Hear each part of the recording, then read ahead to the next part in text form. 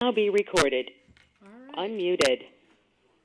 Well, welcome to the special meeting, Lander County Commission meeting, Town Board of Battle Mountain and Austin, Board of County Highway Commissioners for July 12th, 2021.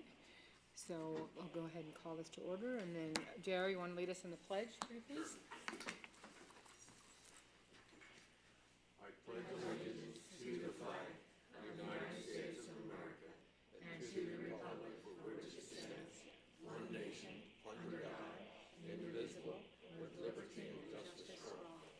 All right, have a moment of silence.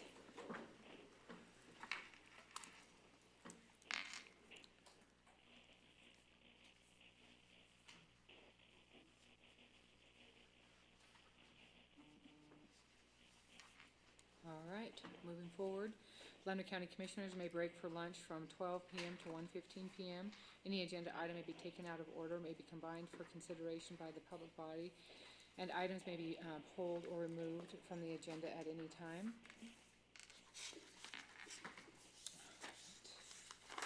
For public comment for non-agendized items only, persons are invited to submit comments in writing and or attend, make comments on any non-agendized items at the board meeting, if any, and discussion of those comments at the discretion of the board. All public comments may be limited to 3 minutes per person, again at the discretion of the board. Reasonable restrictions may be placed on public comments based upon time, place, and manner, but public comment based upon viewpoint may not be restricted. Do we have any public comment? I do have a letter that was given to me last night late, so nobody, transfer. And it's from, Mr. Gary Campbell.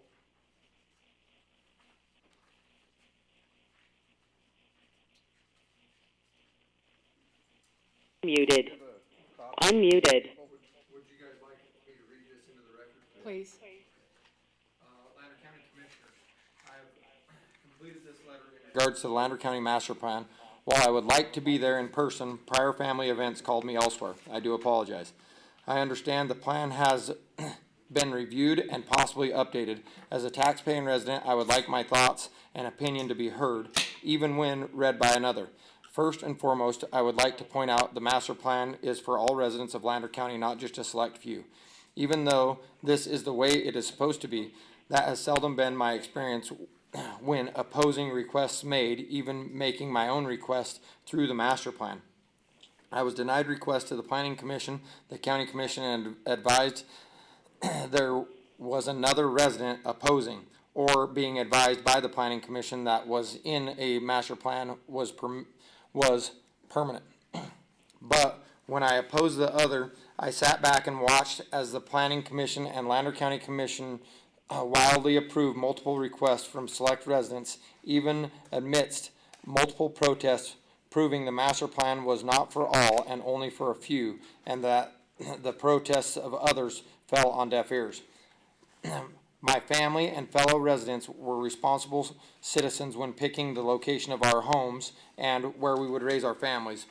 We followed the master plan to the letter and purchased in locations that best fit our way of life and placed us near those that shared our way of life for a more harmonious living experience. But soon after purchase, we watched helplessly as the county allowed select individuals to rezone, spot zone, or as it was referred to, cookie cutting the master plan to their own personal financial benefit. If this was made aware to us at the beginning, we would have invoked our right as a free citizen to take our money elsewhere. But it was not, and we gave hundreds of thousands of dollars to invest in property under the notion of our investment was protected, as it was within the master plan appropriate zoning, but they were allowed to change zones and take away our investment, again proving the master plan was not for us, but only for a select few. As we protested each request with multiple protesters and residents from our area, but as the county pushed us to the back and approved the request, it opened a door we were unable to shut, and then in a blink of an eye we were consistently protesting every week, losing days at work and time from our family. As we were flooded notifications of requests for zoning changes. My fellow residents and I sat back helplessly as our elected officials did not care for our investment and how the master plan was for us to benefit from as well. I asked the county commission to provide equal treatment throughout opposition and to prevent the cookie cutting of the master plan so that we may all receive the benefit of our investment through the master plan. We are very real people who have given large amounts of money following the master plan. Please protect our investments as well. Sincerely, Gary Campbell. Thank you. So is there any other, public comment? Alright.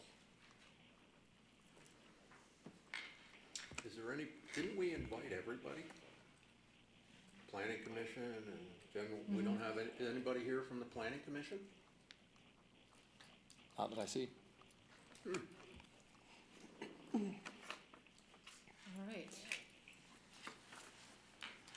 So, for consent agenda, all matters listed under the consent agenda are considered routine and may be acted upon by the Board of County Commissioners with one action without extensive discussion. Any member of the board or any citizen may request that an item be taken from the consent agenda, discussed and acted upon separately during this meeting. Consent agenda materials are available at the Lander County Clerk's office for viewing, and copies are available for a nominal charge. 1, approval of July 12th, 2021 special meeting agenda notice. Move to approve the consent agenda. A second? I'll second. So Patsy made the motion, Kathy second, all in favor? Aye. Alright.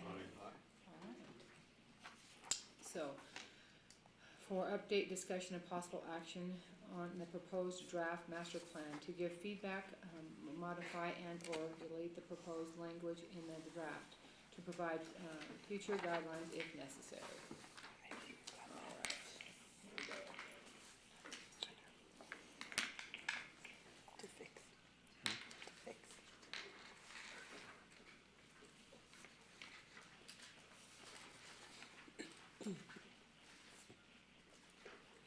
Get past it.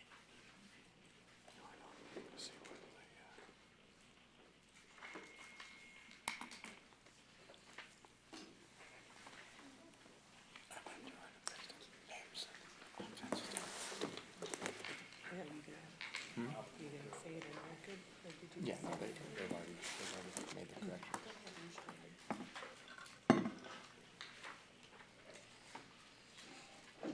And just for the record, I did have a meeting, I believe that was a week ago, 2 weeks ago, that we had our meeting when the corrections were made of Board of County Commissioners and, removing names and replacing names, make sure JR is on there.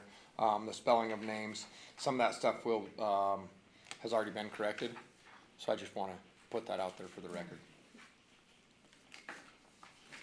I'm sorry, that's a change in management Yes, and planning commission too. correct. Yep, they're updated to current. They weren't in this one, but we updated them, and then as well as we went through kind of a rough draft of what we had previously that probably need to stay in there.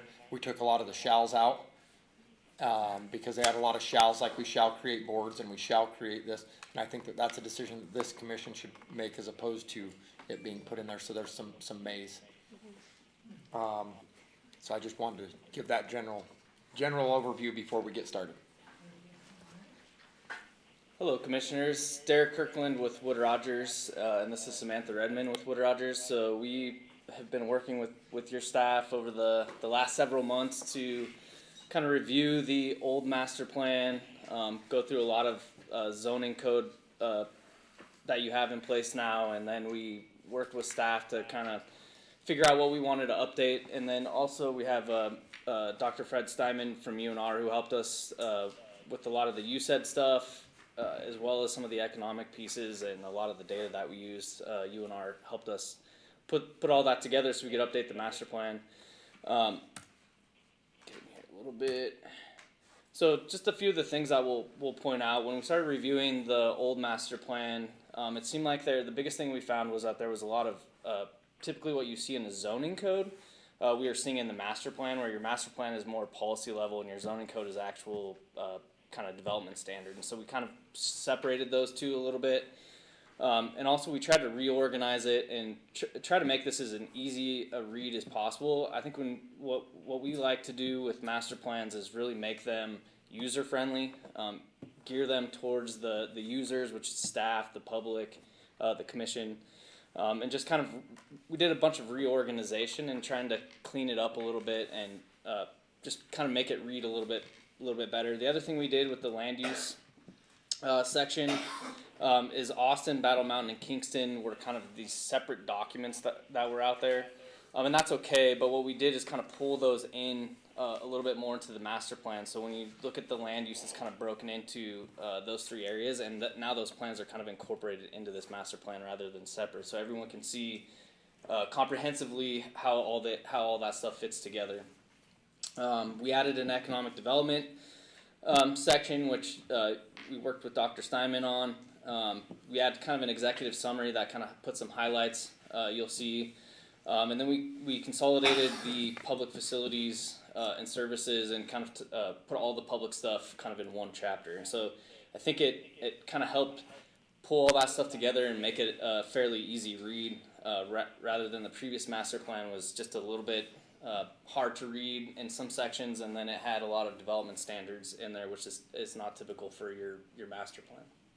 So Derek, excuse me, just a quick clarification. I noticed when I went through it that you did reference the Kingston master plan, because that was like 50 years. But I didn't notice you referenced the Austin master plan, but you did. So the Austin master plan is incorporated in here. If it's a separate document, then we may just need to update and reference that specific Okay, plan. And that's that's something fine. we can work with staff on how we need to do that. And that, again, this is a workshop, and so that's what we're here to kind of present what we have. Obviously, what we've done is kind of pull together this data and do as much as we possibly could. And then now we're before you to kind of understand where we might be missing things or where we have references wrong, or if there's something specific you guys would like to see us reference. Definitely now's the time to let us know. And No, make those we changes, appreciate so. the guidelines. We understand. Thank you. I have a question, so we know who to pat on the back. Who did you work with from the county? So we worked with Bert. Anna played a big role in it. Laura, the assessor, and also Kyla was a big help too. Those were kind of the primary ones, and I think there was some other staff that got involved from Public Works that helped us kind of with some of that stuff later on. Thank you.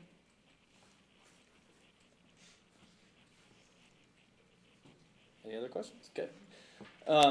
So some of you'll see in the document we added an executive summary that kind of highlights some of the things throughout the master plan. We find not everyone's going to pick this up and read it cover to cover, so we like to have kind of that executive summary that if somebody were to pick it up, they could read that executive summary and get a quick 5-minute understanding of kind of the direction forward for Lander County in terms of the master plan. So obviously some history stuff, population size, just different stuff in terms of housing units, increase in housing units since 2010, just general kind of overview of the county. And so a lot of this data came from either the state demographer, came from UNR, just basically public sources that are available to us. Any questions on any of the executive summary data? We'll get into it a little bit later, but one of the things, just a couple of the things that we found was that population estimates overall over the next 20 years, state demographers basically projecting a pretty minimal growth over the next 20 years.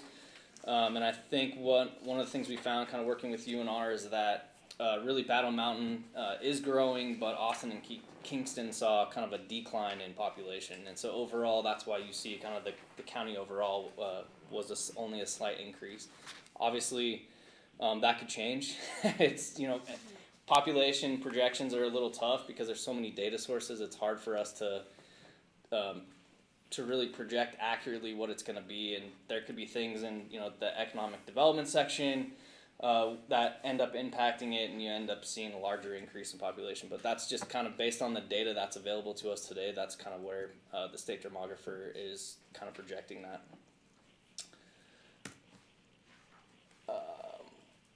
So, and then in terms of housing, again, a lot of this came from the UNR's work.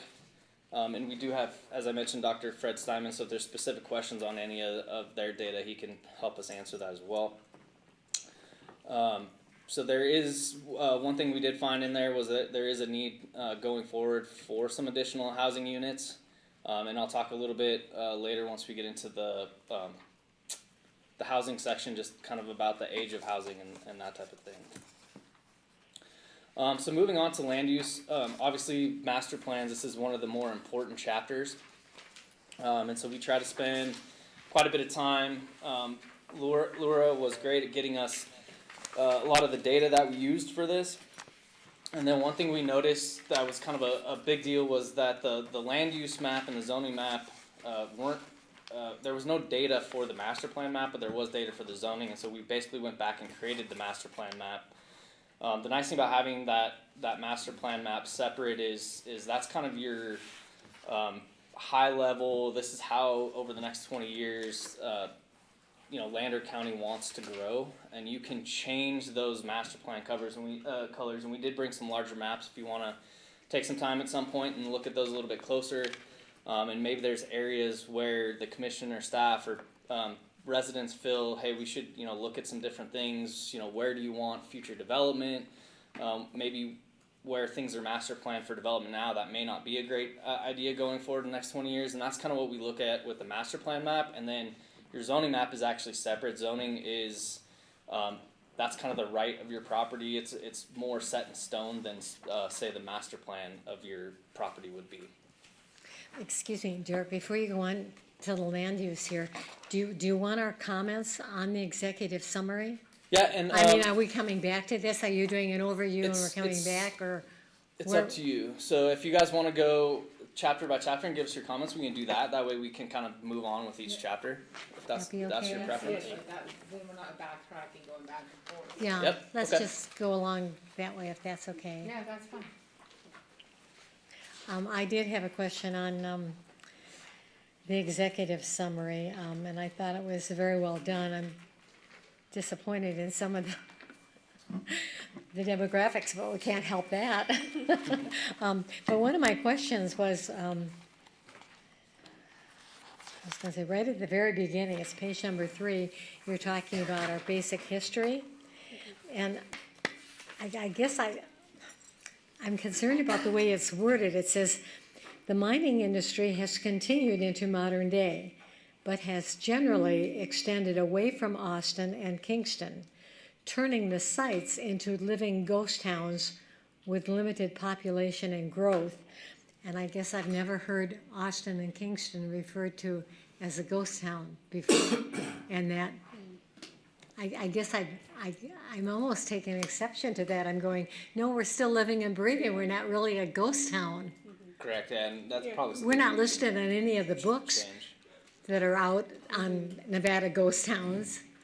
Yeah, no, that would make sense to change that. for Yeah, sure. we can absolutely change that. Yeah, I think that was from the Austin website, like their new tourism page. So that might be something we can Our definitely. tourism page has that I on. might, yeah. A lot of this, because I pulled this information from there. So I hope it doesn't, and I hope I'm. I got her one and I didn't know it. Yeah, But we can definitely, yeah, we can definitely change absolutely that. change that.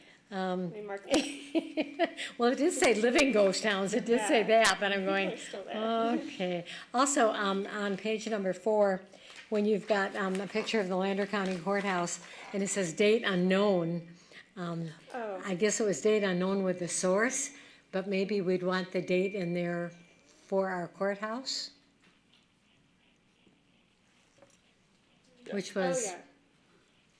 I have a question about the Austin and Kingston, where it says that particularly Austin in general, that it has kind of turned away from the mining industry, and it is now modern day more of a tourism and historical sites. Would that be more It's a descriptive? what, Laura? More of tourism and historical landmarks. Would that be more descriptive? well, they do have that referred to it later on, where it is covered, but I just thought maybe we could take out. I can see that. Yeah. And Just- we just can that work one. with staff on that paragraph and Yeah. how we may want to Yeah. make some tweaks to it. Yeah. And on the date on the courthouse, what are we in that, December, 2015, December 2000? 15. Okay, yeah, if you could put that Yeah, in. I'll add that. Just date unknown doesn't hit right when you think, oh, Yeah. we should know when it was put in, right? Um,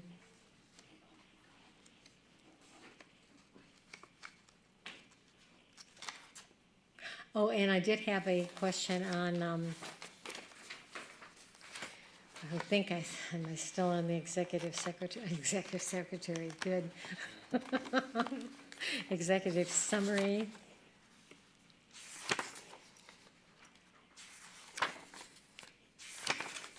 Yeah, it was on page 13. And I just wondered, we don't have anything specific on that part with the geothermal highlighted. And I wondered if maybe we could get some figures. I know we refer to it, of course, later on where it's all done, but right in there, it seems like that's a big part of ours. Okay. Yeah. Yep. Unless you Yeah, think absolutely. we didn't lump it in with mining, did we? No. So these came. Sam, do you want to talk about this Yeah. data a little bit? So this data came from economic study by UNR, and so we just picked the top 6 industries by the number of jobs, and so geothermal might be, and we could redo this theoretically and have it be like what produces the most profit or the most expenditure or something, but this is by job or by number of employees, so this is the top 6 industries by the number of employees in that industry. So geothermal might not have enough people to be within the top 6, but we could add that, certainly. That's possible. I have no idea what Ormat Yeah. actually, there's certainly a big part of our economy. Everybody else lives in Eureka County. Yeah, interesting. Well, I know in all the studies, they're usually a couple years behind anyway, and they're just becoming more and more, so I thought, maybe if we can find it Yeah, we'll take We it. could- and put it in there, it just seems like, because it's gonna grow and more, and it's our future, so. And that's something we could add to below. Is here's the top 6, but Here are below it we growing. could talk about growing sectors. Just a sentence that talks about some of the Wherever you growing think we ones. can, Okay. Yeah, absolutely. depending what you can find out. We'll work with Dr. Steinman. Yeah.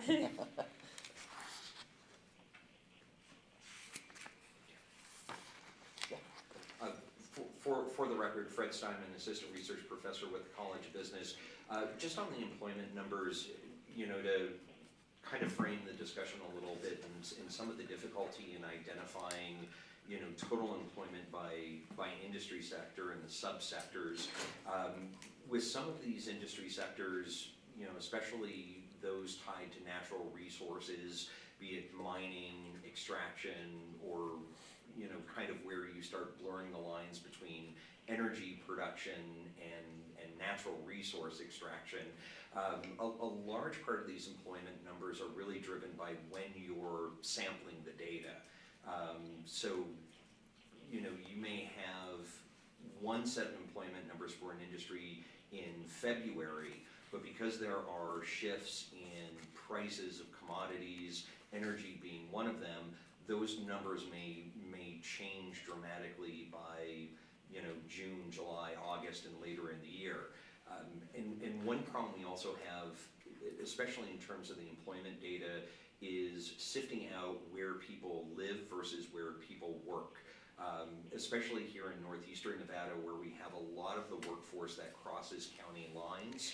Well, I saw the numbers in there, but I wondered if that included the southern end, because I have no idea whether they have 20, 30 people, I don't know.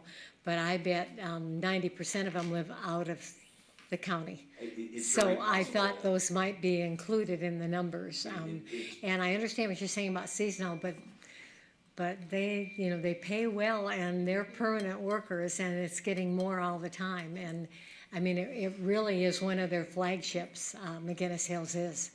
And so they keep adding more projects to them. Did you want to make a, Well, actually, come on up so we can, yeah. What's that? Come on up. I just wanted We to correct appreciate you. your input. Patsy, I just wanted to correct you.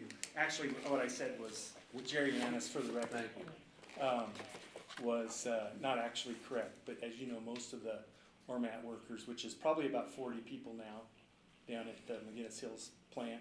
McGinnis Hills is not their flagship plant. I just want to be clear. Jersey Valley was their first plant that they built in eastern Nevada, and I've always maintained that's their flagship facility. Anybody in the organization will tell you that that's my stance. But they also have a lot of people that work or I should say live in Eureka, Elko, and from that facility. And there's only 2 of us that live in Battle Mountain. They just bought, I don't know if it is that Whirlwind Valley Biawawi plant, is that in Eureka County or is that in Lander? Yeah, they just bought that. They're taking that facility over this week. So there'll be probably some more Lander County residents working for them. And they're not, you're right, Patsy, you're absolutely right. They're not seasonal, they're growing all the time. Yeah, thank you. Yeah, just point of clarification. So which plant is the flagship plant, Patsy? Jersey Valley, Jersey Valley. Okay, thanks.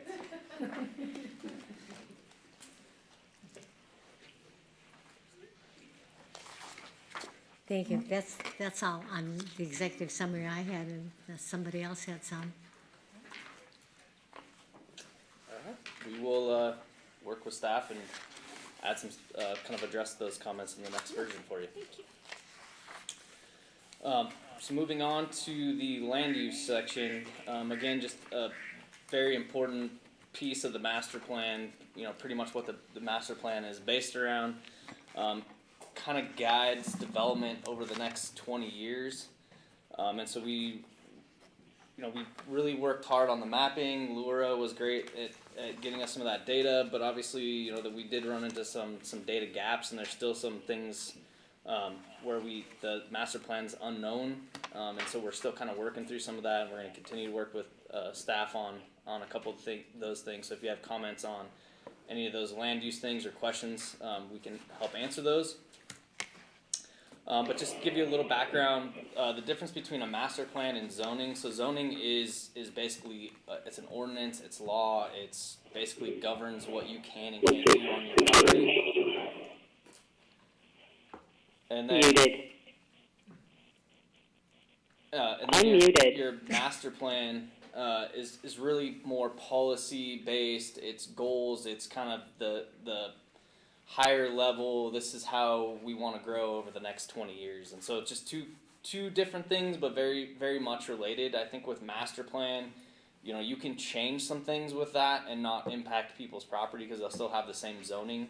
We can make them non-conforming in certain cases. And so I think that just kind of gives you a little difference of how kind of those differences. And what we did is we try to pull a lot of the stuff you'd see in a zoning code in terms of development standards and stuff like that, and we're going to put that back into your zoning code and kind of leave that out of the master plan and let the master plan be more of a kind of a guiding document rather than setting development standards. And I think the benefit you'll see out of that is you'll have less confusion. If somebody comes forward with a project, they'll follow the zoning code, and also address kind of the master plan in terms of how the project meets the goals, but not necessarily, they'll look at the zoning code specifically to address the development standards. And so I think that'll separate the two and keep it clear. And when we were working with Kyla, it seemed like there was some issues over the last few years with some of that stuff. And so we felt that cleaning this up will really help that, kind of separating those two. Do you have a definition for facilitate orderly development? What is orderly development? It can mean a lot of different things, but typically it's based on infrastructure. It's keeping your higher dense stuff that more around that existing services, and then you start to your density in an area. Yeah, and then as you get more rural, it's okay to keep rural, but you want kind of your more dense stuff, where your services are. So an orderly development would not include spot zoning. That's true. Thank you. Thank you very much.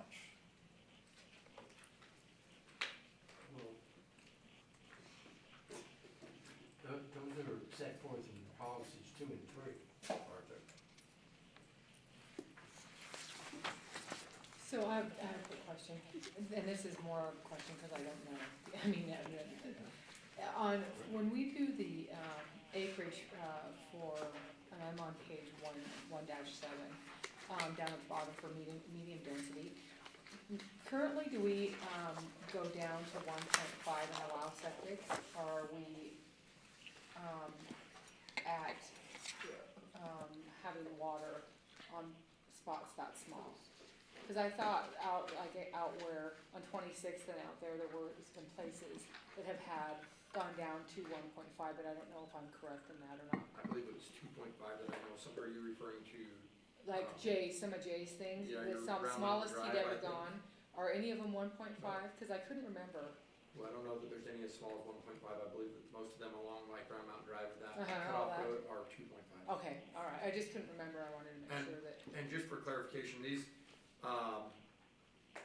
because I've talked to some people, some very wealthy people have called that are looking to, some very wealthy people have called, that aren't even from around here to inquire on how guided we are on these documents, on our master plan. And the reason that they're inquiring is because if people use these documents as they're solely guidance, they are not law. But if you use them as law, then these land barons, these people that are very, very wealthy would come in and they would follow the corridor of where you say you're going to do your next expansion, and they would buy everything up.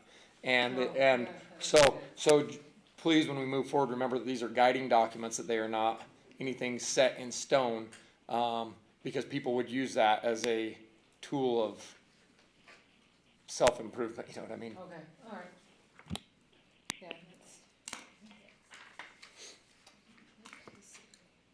And I'll get to the table here in a minute. We can kind of walk through some of the proposed changes to the master plan designations. But before we do that, I just want to kind of highlight some of the goals. A lot of these goals came from the previous master plan, and so now would be a time, if there's a goal that you feel is not relevant going forward over the next 20 years, or if you feel there's a new goal that you would like to add or change, now would be the time to kind of let us know that and have that discussion. So in each of these chapters, I kind of start with the goals so we can have kind of that broader discussion before we get into the details. On the very last page of those 17, 18, 19, and 20, we're talking about basically our historic places. The maintain a system for the survey and inventory of local historic resources. Establish a local registry of historic places and ordinances to designate and protect historic and cultural resources. We don't have anything like that in place in Battle Mountain at all, do we? Lori would know, I think. What's that? If we have anything designated in that area. Well, the very last one, in your recommendation, establish a historic resources commission. What page? You're on 1-3. land I league. thought we were going through the policies first. Yeah, that's what I thought. I thought we were on land use, we're going through goals. No, Yeah. goals, Yeah, goals first, and then we can talk about policies if Because there's you're on policies. policies, and they're talking about goals. I'm on goals. Yeah, she's looking at, You are. That's the first part of my land use is goals. you said it, you need to You have 5 goals. Yeah, but, I see what you're saying. What is Oh, okay, 3.5? okay, yeah. Yeah, the goals are the broader kind of guiding, and your policies get a Yeah. little bit more detailed. to No, kind of no, support those I was goals. on the policy part, Right. yeah. You don't want me to be? No, You- we need to do the Oh, goals okay. first. I'll hold, sorry. I'll hold that thought. No, that's okay. Go ahead.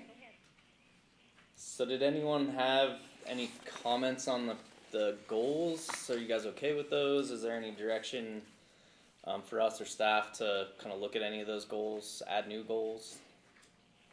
We try to keep the goals limited and not have too many, otherwise it gets we start getting into the weeds a little bit, and that's kind of where the policies come in, and you have a series of policies. So we try to keep the goals kind of high level, so somebody picking up the document would kind of understand what the direction is at a high level over the next 20 years. I'm fine. I think the goals are pretty good. Yeah. I mean, that's what we aspire to in the document.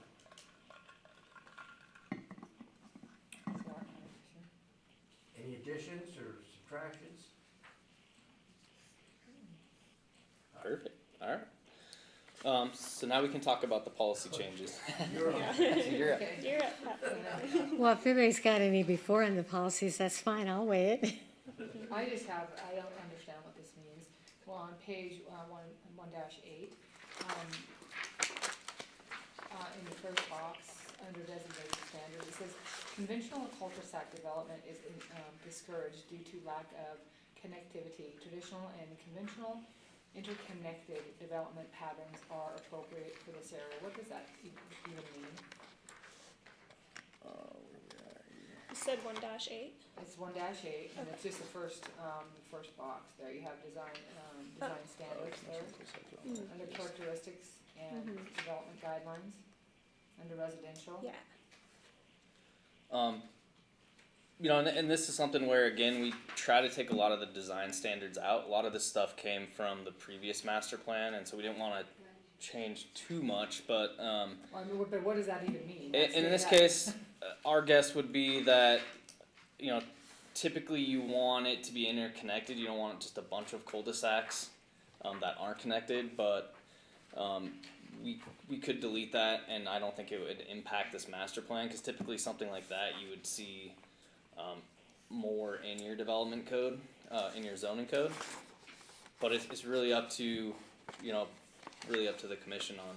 I just you feel find that's I find it irrelevant. confusing, but I'm one of Yeah, it's definitely one that I have not seen something like that before. I mean, you've seen, connectivity with roads and stuff like that, but, there are designs, subdivision designs that cul-de-sacs are fine. Well, Bert, from you on the water and sewer side of it, does that make any sense? That statement make any sense to you? It does. The county likes to see looping systems. Not sure who we have on the line.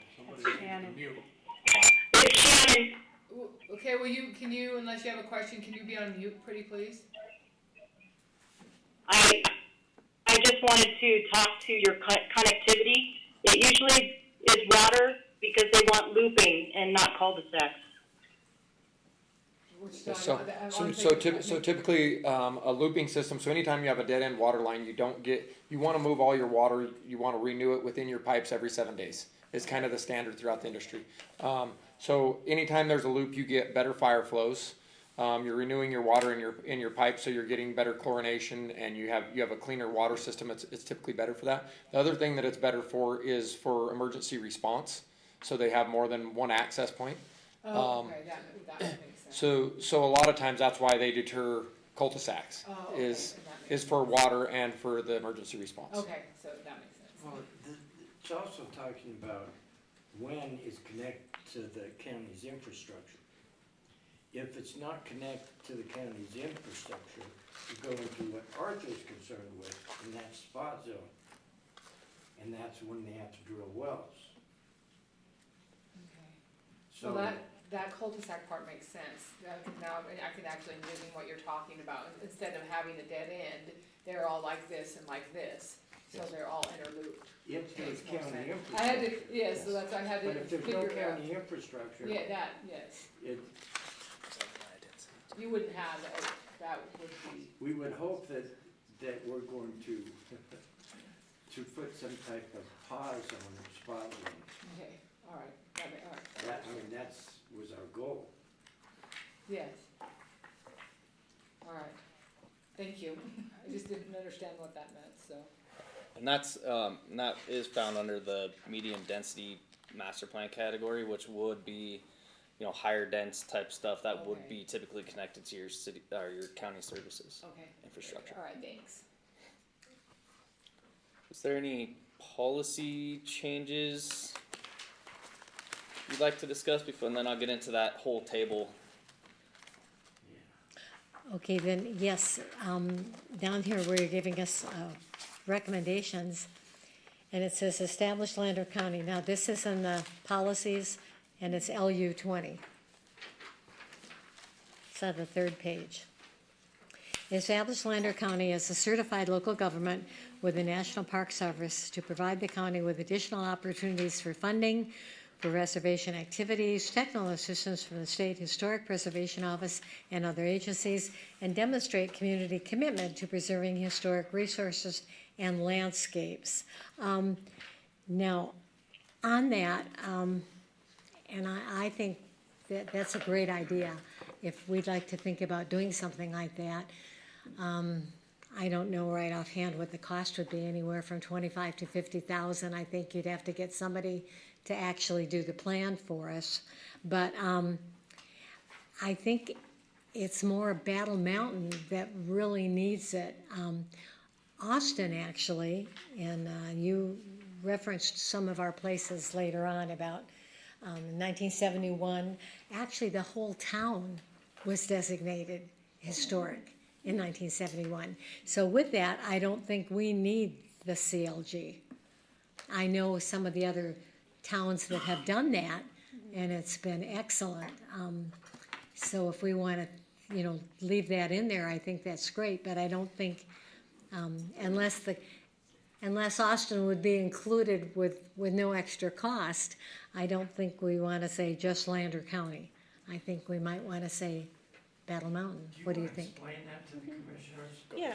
The upside and the downside of establishing CLGs?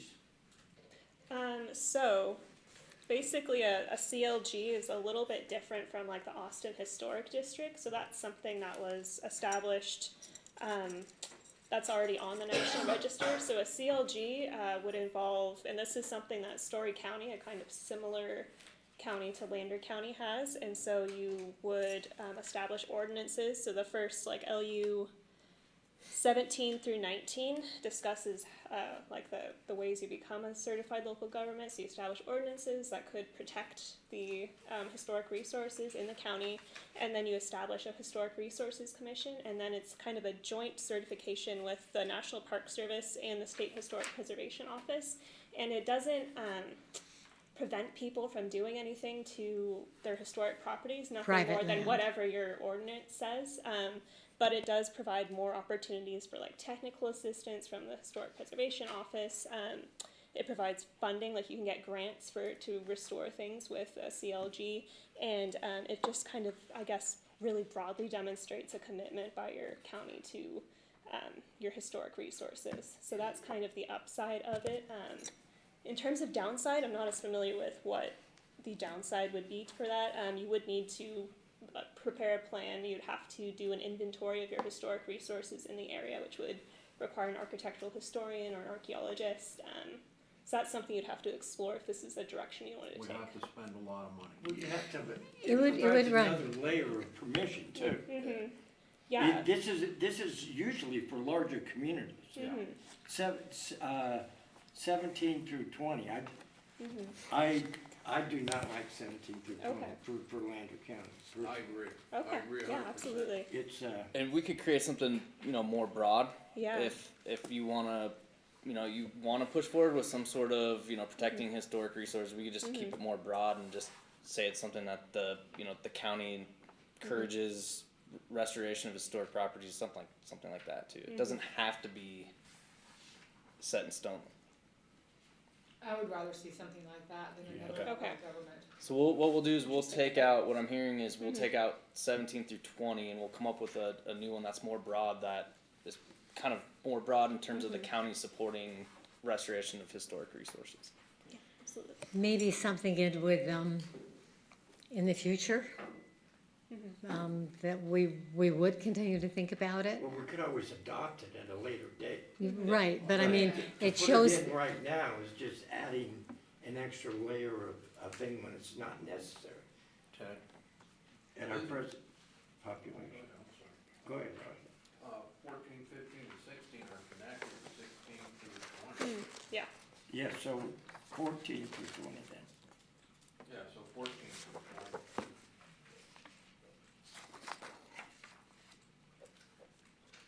14, 15, and 16 are kind of passive. Yeah, maybe 17 through 20 were yeah. more- So maybe we just stick with Yeah. 14, 15, and Yeah. 16 keeps it broad, and then we. Yeah, they're passive. Yeah. But Yeah. when we're talking about 17 through 20, that's not passive. Yeah, absolutely. And that's just something that and it's not broadly over Nevada. There are just some communities who do elect to do that, but it's not right for every community. So that's definitely something we can take out. In Battle Mountain, we have one heck of a museum and they preserve a lot of things. Oh, yeah. So I'm pretty content with what we're doing. Okay. Yeah. We're looking at a future of preserving historical places, basically, not just things, so. Right. And I think the community's fairly, good at identifying that and not wanting to tear anything down for as long, as much as I've been involved with the county. I haven't seen anybody really wanting to go and just, like the courthouse, for example, tear that stuff down. It's because The Lemaire store, everything else has currently been located. removed already. So, yeah, that was, The only two things left, yeah, unfortunately, that was before. let's be honest. Yeah, well, yeah, then truthfully, unfortunately, but I think thinking forward that, people are more, I would hope, Yeah, we can deal with those. yeah. Do you piece guys by have the piece. changes that But we to, made? but just to have Yeah, a I was on whole the phone too. designation for No, that, I don't. Oh, okay. it's just Yeah, because absurd. no, so we had 19. So then I had another question on page 1, point 11, or 1-11. At the top under the characteristics, so the bonding requirements for site cleanup and reclamation of established enforced, I'm assuming are we talking like when, for example, when Echo Bay came in and they created their parks, their trailer parks, mobile home parks, is that what that is talking about, or what does that refer to? Am I understanding that?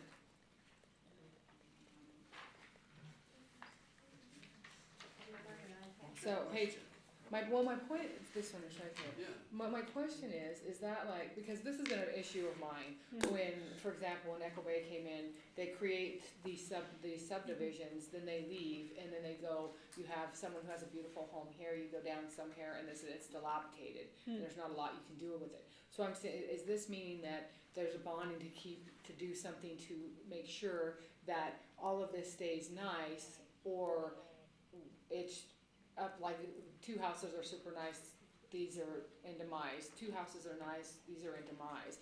And because a lot of our housing is this type of housing, the majority, it's so hard to keep a community looking nice when this kind of stuff happens. And where I'm going back with that was when Battle Mountain Gold created their Battle Mountain Gold company created their mobile home park years ago.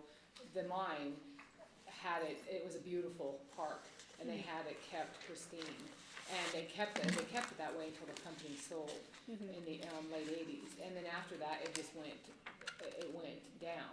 So you go through there and it's the same thing. One house is nice and the other is this, and so that's when the mining companies come up and they create these divisions. That is, and then they go, then this is what the community's left with. And it's hard to, for a community, go in and do anything, to have any teeth to do anything, to try to change that. And so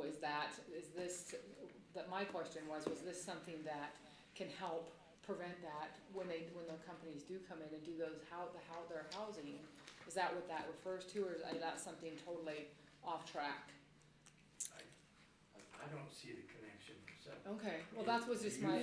Is there a connection? Typically, when you're talking about bonding, and Bert, you could probably chime in, but typically when you're talking about bonding, it's to make sure the improvements get put in, not necessarily long-term maintenance. Okay, Yeah. okay. See, that's where I just didn't understand. It's just For cleanup, because it said cleanup per and build, it's reclamation. per build, So cleanup and reclamation, well, I per think, build, okay, all right, that's not what that's what I meant, I didn't understand what it meant. right. So, I mean, what it sounds like is you wanna create a housing authority over there in Echo Bay and tell people your house is trashy, clean it up, or get out. no, that's not, can't do that. that's not what I want. that I would just, it just, like I said, when you're such a small community and the majority of your housing is like that, and the companies go out, it makes it hard, and it brings the value of homes down, but that's all my only question, so I was off on a different, rail, and so, no worries, I just didn't understand what that was I think is what this would protect us from is to say that the Echo Bay or so, that one of these mines came in to build something like that and then the gold price fell apart. That we would have a bond that would still, that would clean that up and make, it wouldn't be, okay. wouldn't be left Oh, as yeah, see, a, that's not even where I was half thinking, done, okay, I yes. see, that makes sense, okay.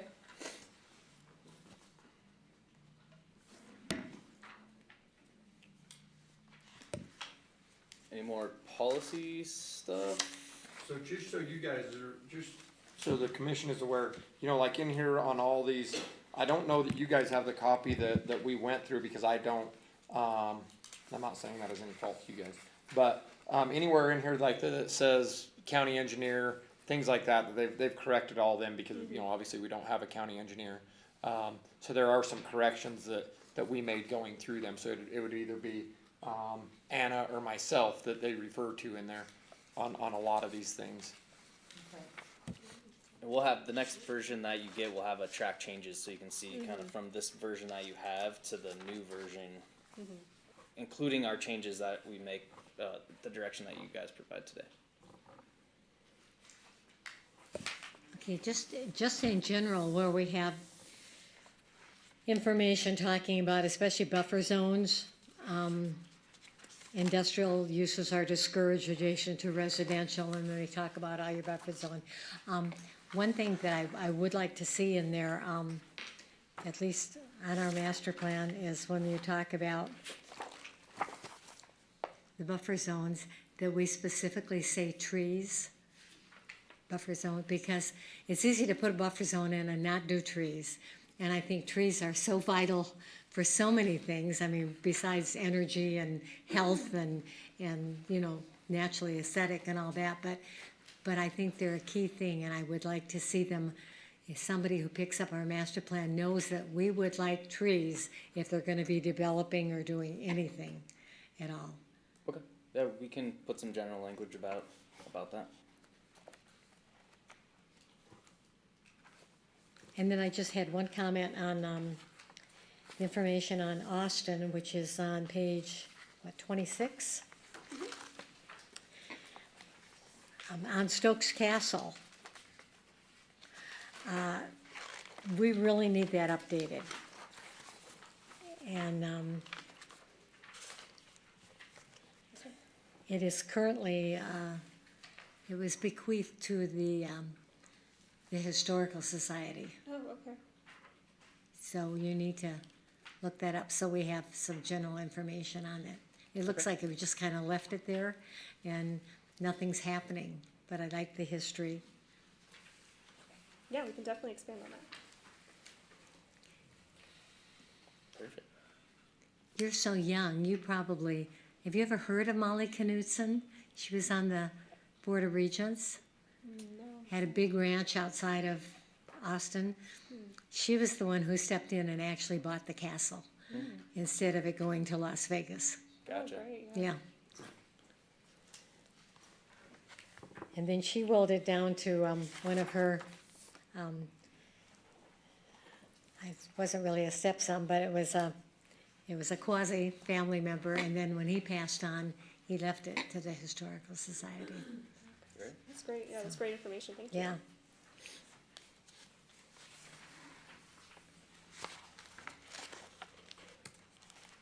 All right. Is there any other policy comments before we move into kind of the master plan designation changes?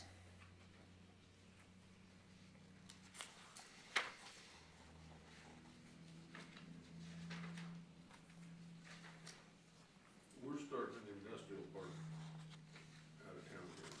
What's our plan for getting rid of the wastewater from, like, the new gas station going in? Are they gonna be on a septic system or? Yes, they'll be on a septic out there. We don't have municipal sewer out there, so. Well, I heard a rumor that they were planning on putting a pond out there for their wastewater. No, not I've never seen anything like that. That'd have to be approved through the state, but I've never seen It that. hasn't been, they may have plans to do that, I don't know. but I'm saying they may, but they just haven't been approved. Maybe the There's a few of wetlands us that live idea. out there wouldn't like that much. No, I understand. They may have their own private plans, is what I'm saying, but they haven't, They haven't done nothing about it. no. The last thing we need is a mosquito breeding ground.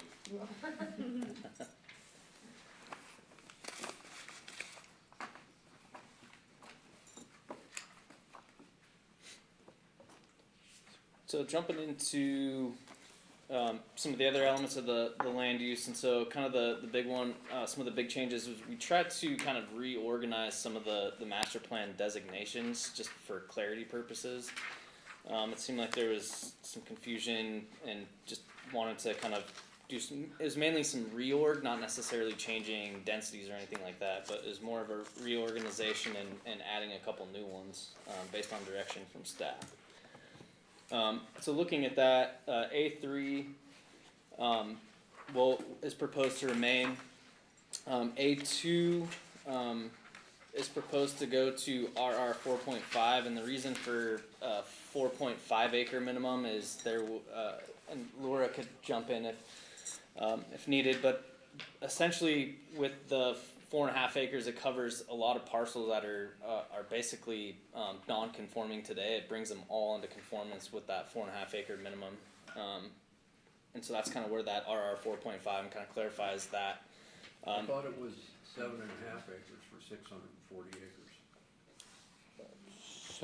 So when you take the road easements out of it, Okay. it's 6 acres per parcel, and then you take any easements out, it becomes roughly about 4.5 to 5. So we acres won't per. go over on septics with 4.5. It does not put us, it doesn't solve our past problem, it would solve a future problem if you were to put them in a square, yes.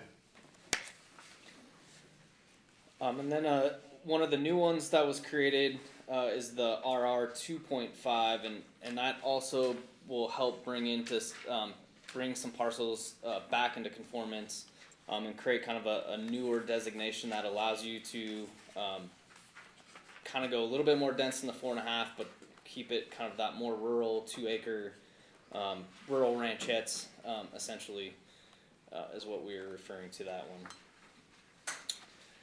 Any questions on that? Then the next ones, basically it went A1, R3, R2, and R1, and so the thought was there was a little bit of confusion there, and so to keep with kind of the theme, we changed A1 to R4 and changed R4 used to be multiple family residential, and we actually changed that to multifamily just so it's basically self-explanatory on what that is. Our only other recommendation would be, we try not to change stuff too much because it definitely creates more work for Laura, but one thing that we could consider is reorganizing R1 through R4 so that R1 represents 1 acre, R2 is kind of 2 units per acre, and then R3 would be the 12,000, which is roughly 3 units per acre, and then R4 would be 6,000 square feet, which is roughly the 4 units per acre. So that's, I don't know what staff's feeling is. That would be the only other kind of recommendation we might have, just so it's clear. But that would cause some. Because R1 is 6,000 square foot minimum. Yeah, so we would basically just flip it, but we could keep it this way too. It's just a one thought that we wanted to kind of. It's the same everywhere else in the state. Okay, R1 so is- yeah, so it makes sense just to keep it that way then. Yeah. Okay. So that's basically where the R4, R3, R2, R1. R3 through R1 basically are staying the same. It was really just the R4 and the MF that we swapped. Manufactured housing will stay the same. And then the MRC was one that basically would be discontinued going forward, but we would put some language in zoning code that would allow anybody with kind of that MRC that has it as of a certain date of approval of the master plan to keep it, but going forward that you wouldn't allow any zone changes to it.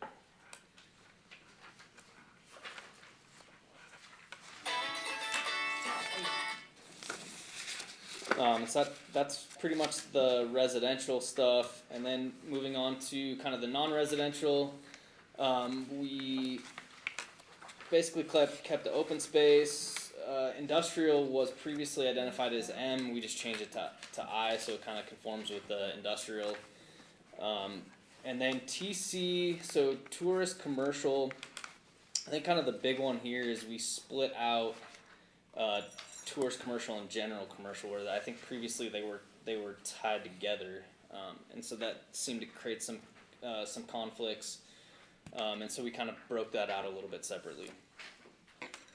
But other than that, it's more or less some reorganization and kind of cleaning some parcels up that are non-conforming today. So now they'll come into conformance, and kind of going forward, it'll be a little bit more organized.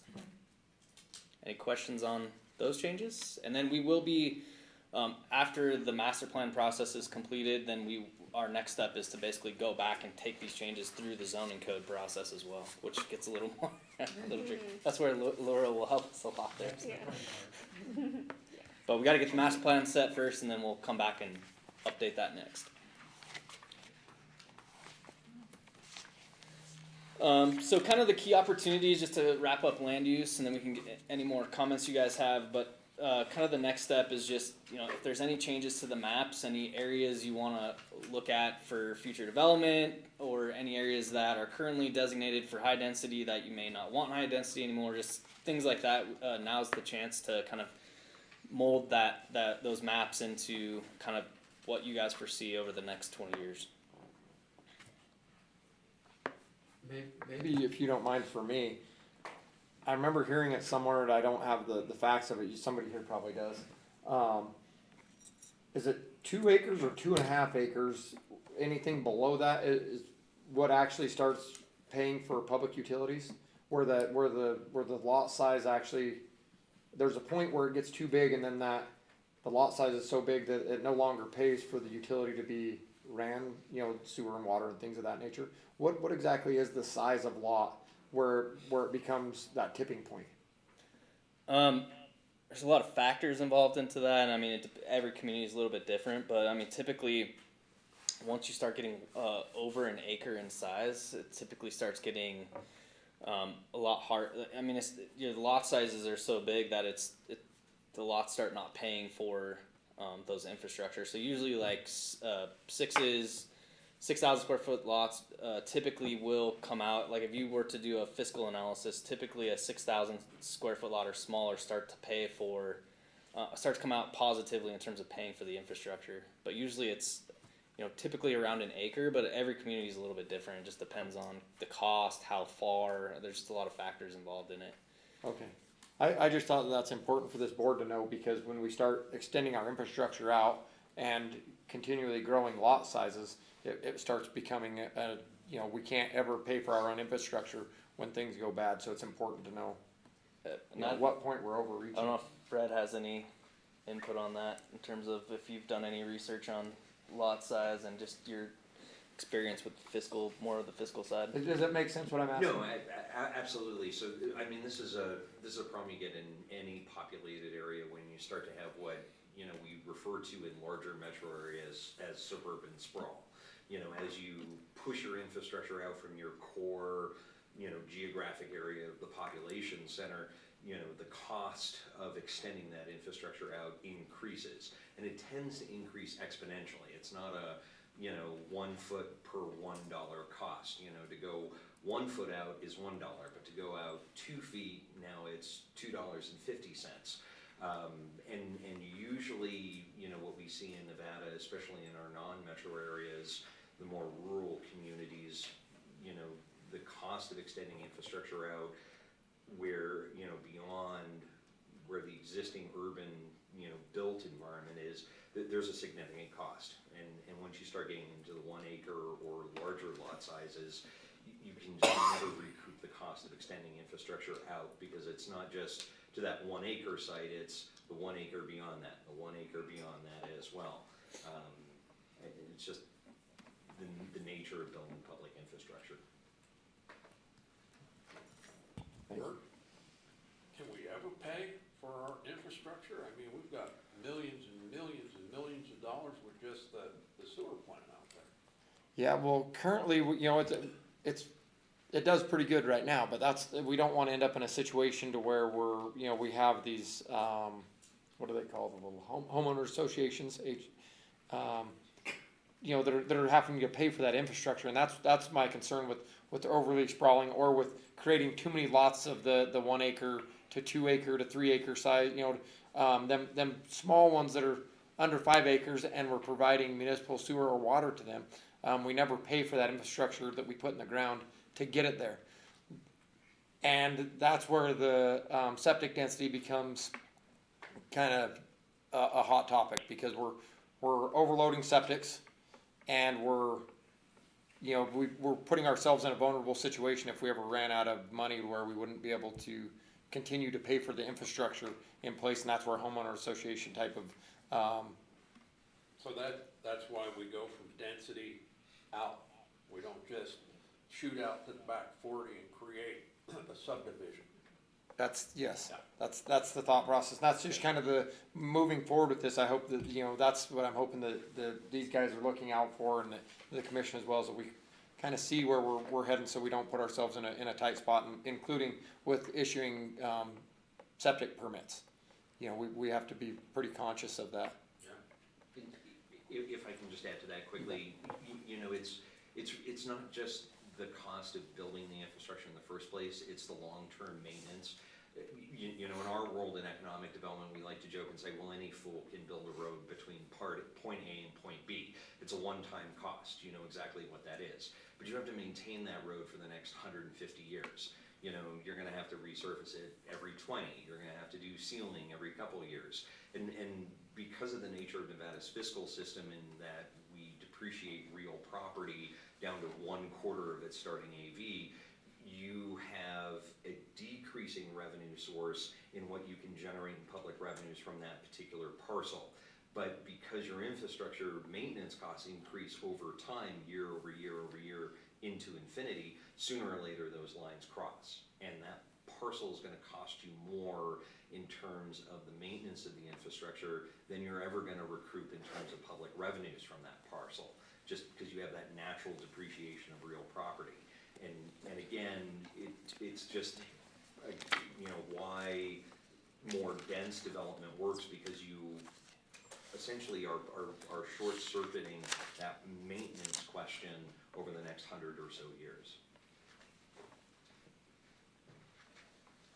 It's just, so the way we've kind of set up these tables too is that it talks a little bit about the characteristics. And so when you look at the rural ranchettes, kind of that 2.5 acre minimum, that's where we talk about individual septic, and wells are typical for 2.5 acres or larger. But then when you start to get below 2.5 acres, that's kind of the change going forward, which will eventually get reflected into the zoning code, is once you get lower than 2.5 acres, I think that's where you start running into issues with septic densities. And so that's where, but it's a discussion point, I think, that is important to the master plan, as we start to kind of make sure we're organizing our master plan densities with underlying lot sizes.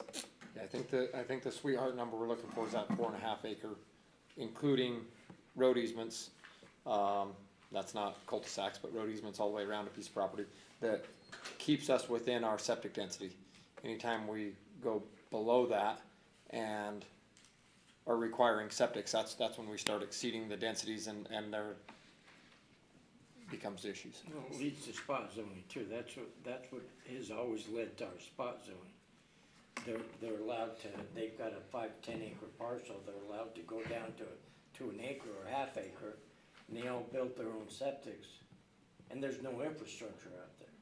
And pretty soon you've got this whole little community with septics of 1/2 of a 1 acre parcels. And that's just pure spot zoning. And that's what we are doing everything we can to not do anymore. Cause that also causes, you use up all the septics, and then these people have land that they can't do anything with, too. I mean, that's a equal issue as well. Without infrastructure, it's impossible to do it. If you've used all of your, taken all your septics up, these people have used absolutely useless land. Well, that's why we have to watch when these builders come in and ask us to do that. That's what they're doing, that's what they're envisioning.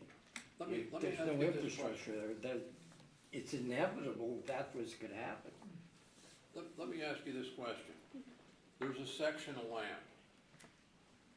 and two people purchase it, equal house, okay?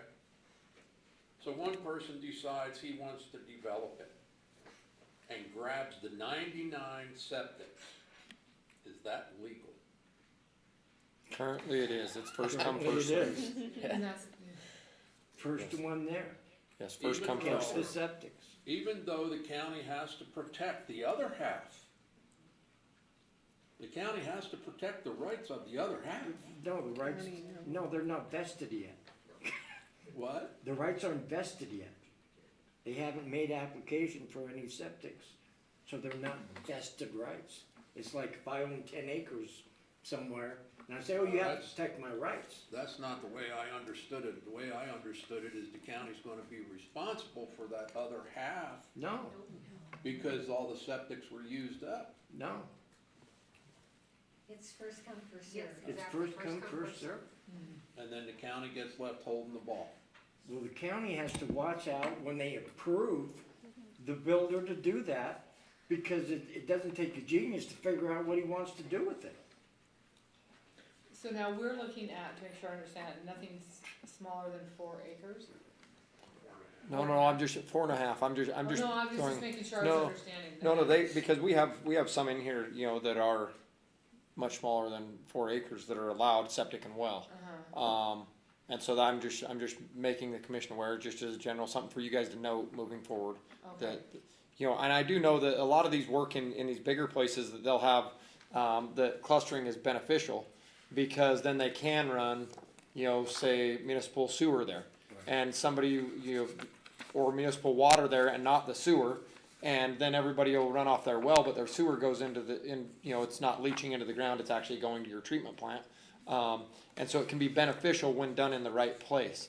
You know, like at the end of one of these spurs of county infrastructure, is when it's not beneficial, is when it's at the other end of it, and you can't get county infrastructure to it, and it is stealing all that, you know, and then you can have the potential of a groundwater issue that you know, that's where you see these additional fees that are tacked on to people that own property to pay for the municipal sewer water to get there, and then they have to pay for the abandonment of their septic and all of that, so it's just something that I, So then if there is a problem with septic leaching into water out there, is it the county's responsibility to get? Sometimes, Because I thought that was. What was your answer, Ted? sometimes.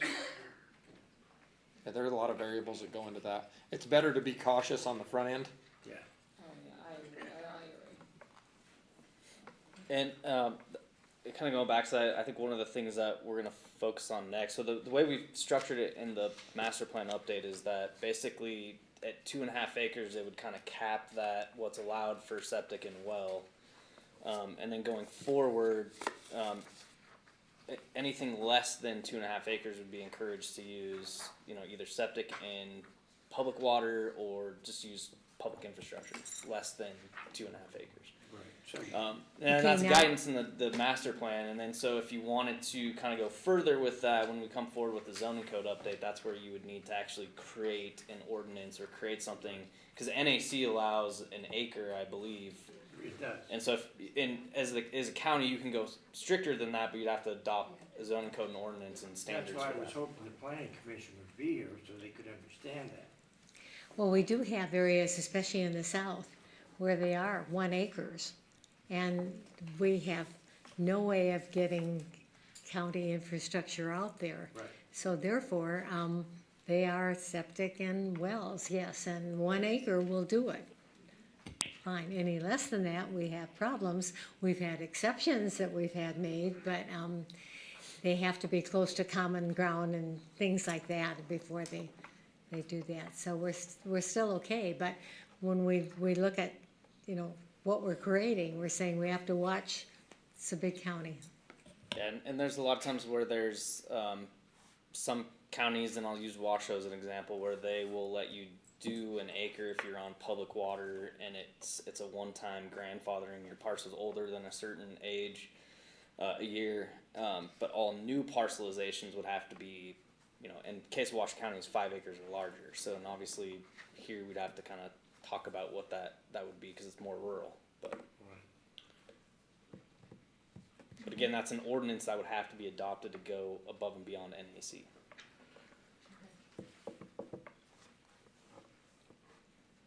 Any other questions? And that's the important issue right there, we just talked about.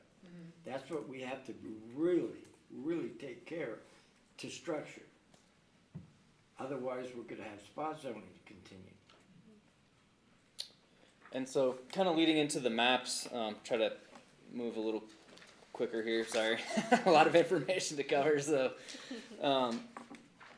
so basically, what we've done is kind of taken to create these maps. We took the zoning data that we had and basically translated it to these new designations that we talked about that associated with this new master plan designation. So that's how these maps were created based on the parcel data that we had. And so you can see kind of how these colors match up and kind of where the densities are, and obviously as you get away from that town boundary, it gets more rural in terms of the master plan. There were a couple parcels, as we mentioned, we're going to keep working with Anna and Laura on just to figure out kind of the master plan. There wasn't a code for it, and so there's just a few parcels that we'll have to continue to work with you on over the next few weeks. But now we have the data, and we have it all in GIS, and so you guys will be getting all this data from us as well, so that going forward you have it. And then if there's ever changes to master plan, they can be reflected, just like the zoning map. But this is basically, again, a broad brush, kind of, based on the zoning today, just how kind of going forward the master plan would look for, and in this case, this is the Battle Mountain area. And we have, like I said, we have some larger maps back there if you want to take a look at it and provide some thoughts to staff. So. But otherwise, if there's no changes to this, or then this would basically be the master plan going forward.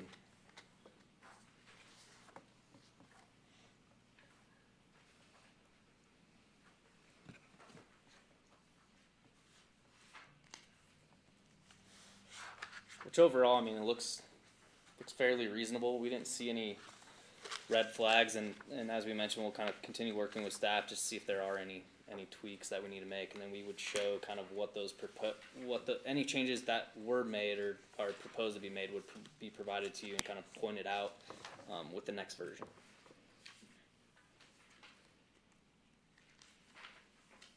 Any thoughts on Battle Mountain map? And we did one for Austin and Kingston. He's one, not as large of an area, it's a little bit more straightforward. But again, you have, from a pure planning perspective, you have your higher densities close to your kind of main street core area. And then as you go out from the town boundary, it goes back to the rural. I think Austin did have some medium density, but still within kind of that town boundary. So in Kingston, again, mostly residential area with some limited commercial. That pretty much does it for the land use section. Is there any other comments on that chapter? Anything you'd like to see us address going forward? Anything missing?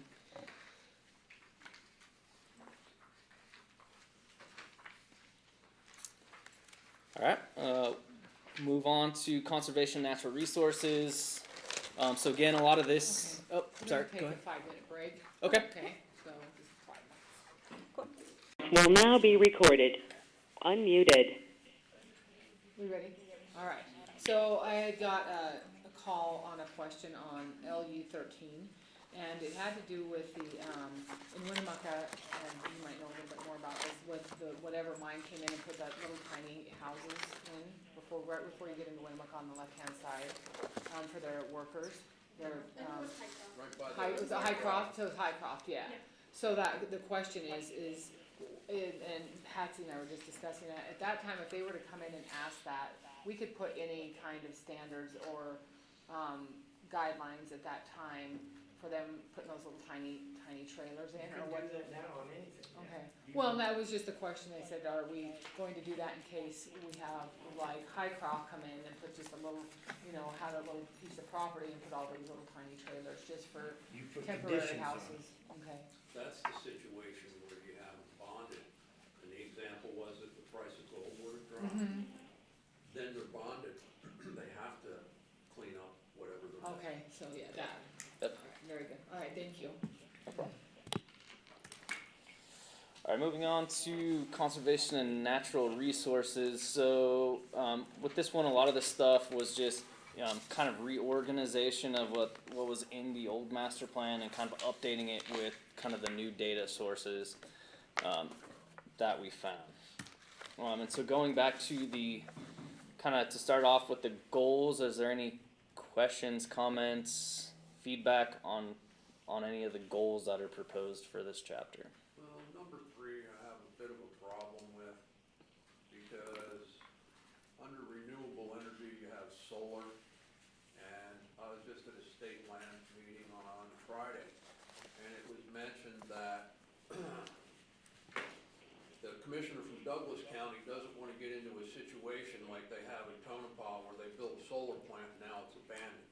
Because according to research and according to what the Elko commissioner presented, solar's not there yet, wind's not there yet.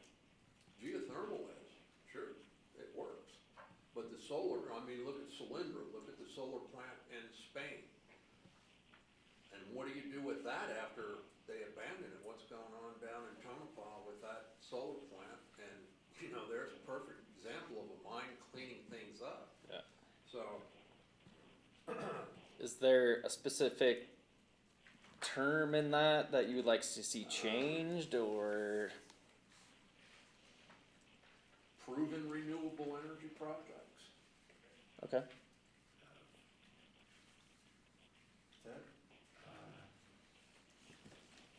Sustainable? So promote development of sustainable renewable energy projects. What do you guys think? Yeah, because I think, Makes sense. It gives you, it talks to your point of, not just any renewable energy project, but and I think. gives you a what- way to kind of look at things a little differently. I think this is Commissioner Ancho's concern too, but this would be, out in the desert, you take a hillside and you turn it into a solar plant, and then in 10 years, it's abandoned for whatever reason, and it's still sitting there like Tonopah. Because I mean, the you have cost a of scrapyard of getting aluminum. panels are astronomical. China has all the, Those wind ones they're having the huge issues with the wind farms, that they're finding they're not able, that aren't producing the energy that they wanted. Right. And now they have nowhere to dispose of any of that, and that Exactly. company's long gone. That's right. And A wind turbines like they have, the great big ones in Wyoming, they will never produce as much energy as it took to make one. Plus, they gotta change the oil in those every month, and that's like 55 gallons, so. It's a tightrope, it's a tightrope rope that we really walk here, because that is our whole vision. Down the road, everybody's saying that we're gonna be all renewable energy products. I mean, that's the state, that's the feds, everybody says that's where we're going. And a lot of us are saying, I think it's coming too soon. I don't think we can do that and do it as quickly as they want to. It may be our future down the road, but all these things, I mean, do you remember when Austin got the windmills? And they couldn't even, when they broke, we couldn't get parts. Right. I mean, totally, it's like you said, you spend all this money, and what happens is we have all these grants available to everybody. It's just like our cell service. They come in and we give them grants like crazy, and they do all this, they take our money and they leave, and we're There no you better go. off. Carpetbaggers. Is anybody here, is anybody familiar with the Green Link? You know about that, Patsy? Yes.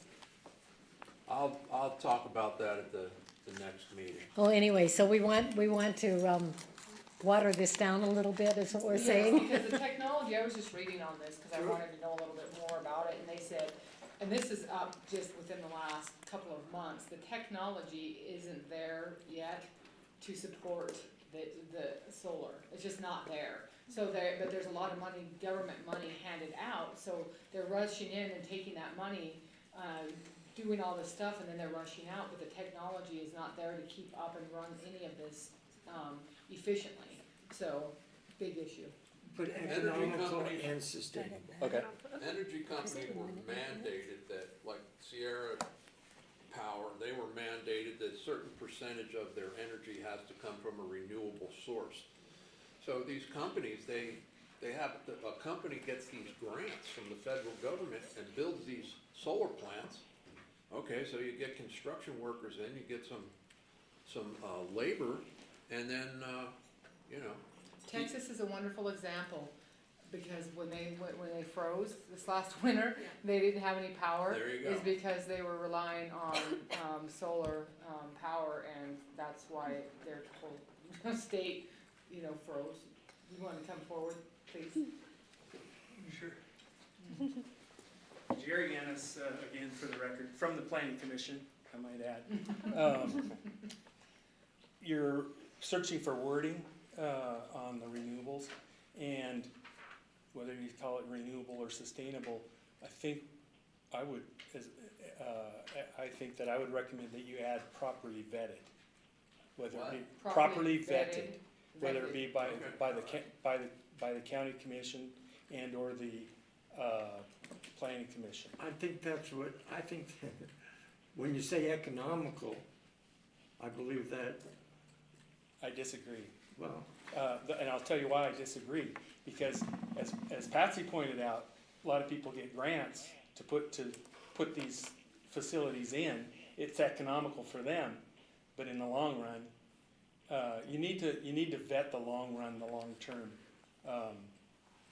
In my opinion, you need to vet the long-term effects of any of these projects, including geothermal. They're not as benign as at times, not as benign as if you might somebody think. makes a decision, and says, well, it's economical to do that, that's properly vetted under your definition. What's the difference? The difference is who makes the statement. If the investor says it's properly vetted and comes in and builds the facility and then goes broke 5 years. Well, they can't do that without permission, so the person that would vet it is the first the planning commission and then the county commissioner. Right, and I think that should be pointed out in your plan. Well, okay, I disagree. Well, we'll leave that up to the commissioners, then, because it's not all black and white. You need to do your due diligence to make sure that the long-term problems aren't gonna be realized. Well, and a perfect example, going aside from that, not using this example, but a perfect example of not vetting, I think, is just like what we had at the Maverick. It was a great idea to put that there and then look at the mess that we had, because if I'm looking at it the same way, tell me, I guess we didn't vet the whole idea, if we were going to, and look at it in the long run, of what the collateral damage would be, or not. That would go in the ordinance, Kathy. Okay. Not in this. Not in it, okay. And I would agree that in the ordinance should contain those words, Okay, but not in the master plan. Okay, well, I'm with Kathy, and Okay. if we're convinced, okay, we're convinced. okay. But as I say, all these facilities, they're not black and white, and Right. what you see is not always what you get. And we need to be careful. And that's why it's important to put those things in the ordinance, because the ordinance is the specific Right, blueprint. right. This is just the generalized. Yeah, not to belabor the point, but I've personally been affected by the permitting process, not looking at the whole picture. Oh, I the whole- agree, whole outline. 100%. So. But we don't, I'm a, we don't rely on the master plan to make those decisions. Neither is the planning commission nor the county commissioners. they, go to the ordinance to decide what, discern what discretion they have. And that's where the properly vetted language would be of use. Okay, thank you. I'm glad it's gonna be there then. Well, I think it should, in the ordinance. So are these part of the ones, when we look at all the information we have here in our CNRs, where we took out the word shall? Yes. Yes. This is the big one, okay. Yeah, we went through Okay, all the goals and good. policies and Like I said, this is a guiding document, so the term shall probably doesn't belong in it. Yeah. Right. We get upset when the state keeps putting it in. Yeah, we changed it to encourage or may or things more guiding and less conclusive.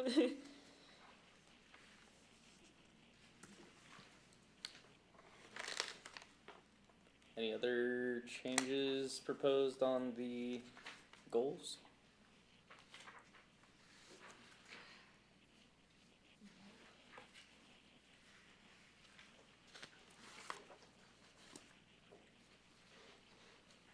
Anything on the policies? I just, I've had a question on, CNR's, 17, because we kind of have, this issue going on right now with Marigold, if I'm right, am I correct, Bert, in this? There's a couple different things that they're doing out there. For one, when the BLM did the permitting for this, because it's Humboldt County, they stopped right at Valmy. And as a crow flies, all of us live 7 miles from where they're pulling all of this water out.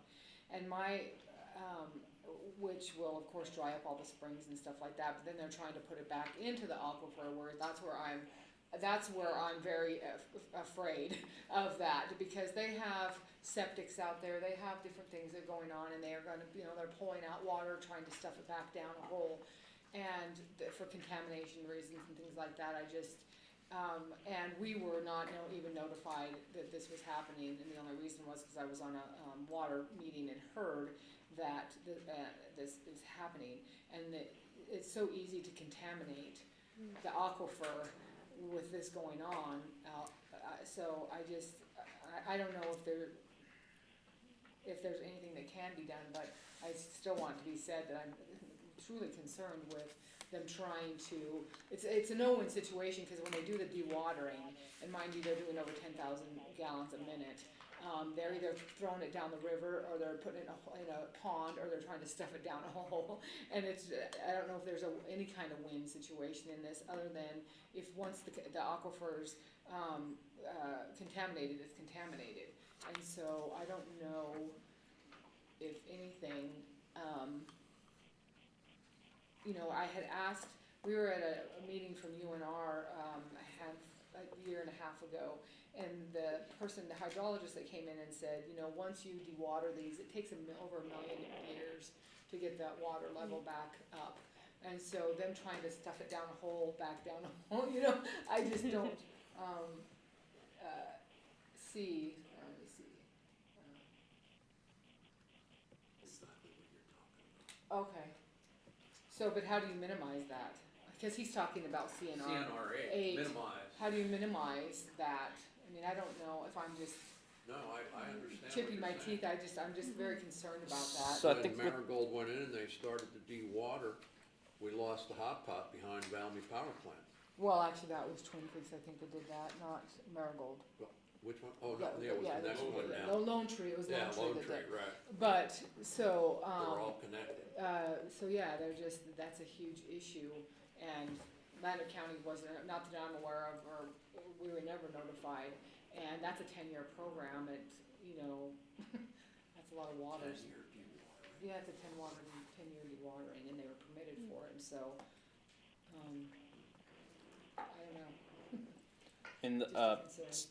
master plan, it's more of guidance. So I think with 8 and 17, the guidance is to minimize that, protect yourself from it. But I think the next step would be to assign somebody to kind of follow up with some of those things, do some testing, or there was another step that's Okay. after the master plan where you could establish an ordinance, or it could just be direction to staff, or Okay, so, I mean, if that's, I'll leave that up to Ted to, whatever, however that works as far as, when we're still in the same aquifer, when water's being pulled from an aquifer from a county, that regardless of the county line, that, And that water that's re-injected is tested continually to make sure it's not contaminated. I They realize, have a whole crew, that's all they do. I know, but once they go, oh no, I read it wrong, by then it's done. I mean, that's just, and when you're trusting human beings, it is what it is. I'm sorry, once it's contaminated, but, I just wanted to make sure I saw those in there, that I wanted to bring that point up, so.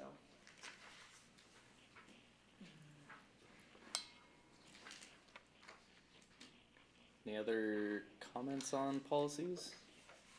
One second, cause I think I had another thing. So on, CNR 22, so it says the use of, reclaimed, wastewater for irrigation or to recharge. Now, is recharging that, is that what is basically when they're saying what is actually the meaning of recharging?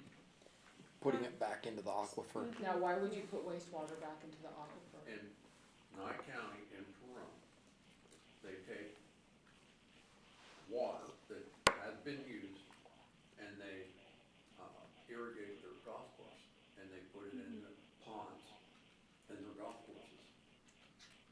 Didn't turn out so good. Well, but recharging is So- trying to put it back in the ground. So we get so many credits, so everything that comes out of our wastewater treatment plant is treated water. It's, supposed to be safe to drink if you chose to. Now, I wouldn't go get myself a cup, but, every so many gallons that goes back in, they consider, you get credits to your water for putting it in like our pond out there that now is gonna leach back into the system. There's a bare minimum of 4 feet that you have to have of they call it free bore, that you cannot have, your water that comes from a treatment plant, even treated, has to have 4 feet at all times of at least, of dirt and different things between it and your water table, your highest standing water table. And that's supposed to filter and help clean any impurities that may be out if there was a mistest or if there was, a bad batch that was displaced out into our ponds. But there's credits that are given back to that for the recharge of your aquifer. You don't get full, acre foot for acre foot. Okay. The honor system is probably exemplary, what we have out there, the wetlands project. Yeah, It's it's, about the best way to reclaim your water. yes.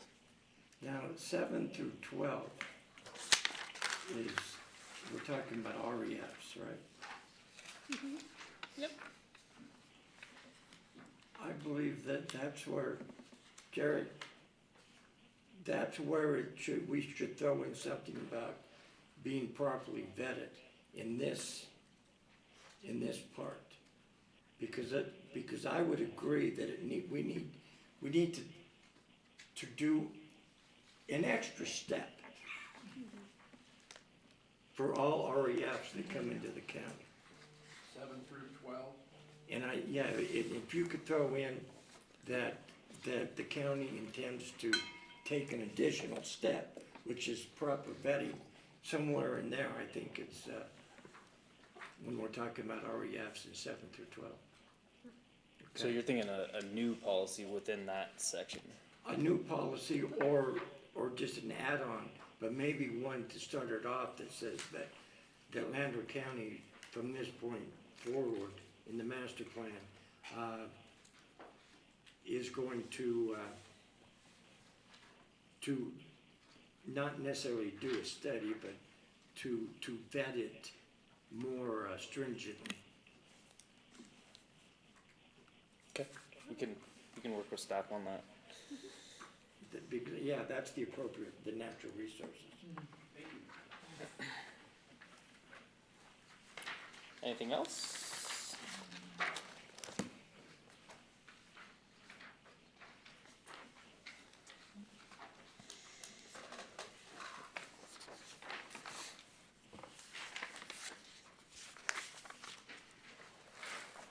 again, there was quite a bit of information in this chapter in terms of maps and things that we created to kind of help better display some of the information that's out there in terms of conservation, and just you'll see some of like the flood maps and just all kinds of different stuff about the county, different geographic makeup and stuff like that. All right, moving on to housing. Oh, no, we're still on conservation and natural resources. Okay. Yeah. We can't move on just yet. Okay. We need to update some things. Okay. Let's see, page 2-7. Active mining operators and commodities.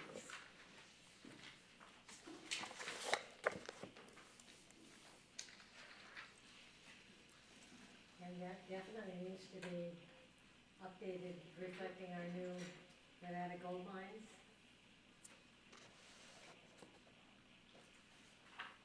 Yeah, cause it says Newmont Mining, Phoenix, Newmont, Oh, okay. instead of Nevada Gold Mines. Phoenix, Cortez, right? And there's less amount, like I-80 Gold is a new outfit that's coming in. Okay. They're not even in there. Okay.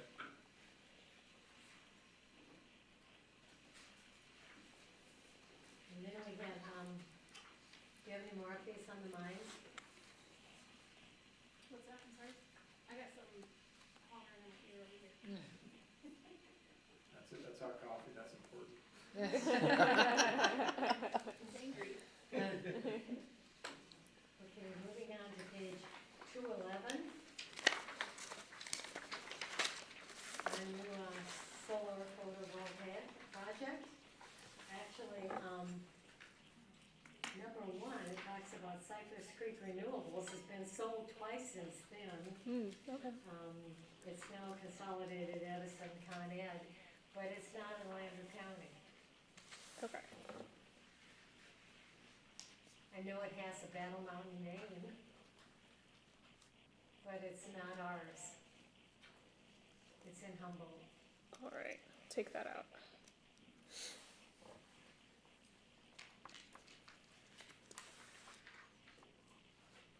So I guess we wanna update that page quite a bit. Yeah. Okay. Yeah. We'll, Absolutely. There is one that was approved by the planning commission, and I think the board for out by, over Hilltop, on the other side of Hilltop, right? That's, That's in Eureka. are you talking? Thanks, Jerry Ennis with the planning commission. You talking about the one down 305, just past the dump, or past the water? Is it by Crescent Valley, ain't there one by Crescent Valley? Oh, no, there was, the only one that we've, at the planning commission have addressed this year is, an expansion on a current. This might be for like 2 years ago. Yeah, permitted facility, just off of 305, east of Copper Cove. They were gonna double the size of it, and it's in the, Tamara's allotment, and I vetted it myself quite closely because of the water situation out there. But, I talked to Paul Tamara just a month ago or so, and he said, I talked to the Tamaras, and, those people have pulled out their interest at that location, and we've not done anything in the last year other than that. We need to get it to him, but all the information on this page is incorrect, so. So we put a note, we'll work with staff to make sure we get all this information updated and corrected. Some of those lines I don't know where your information came on that one, but, that was a strange one to read. Let's see. You might be missing a couple lines as well. We'll work with you guys to make sure we get that updated.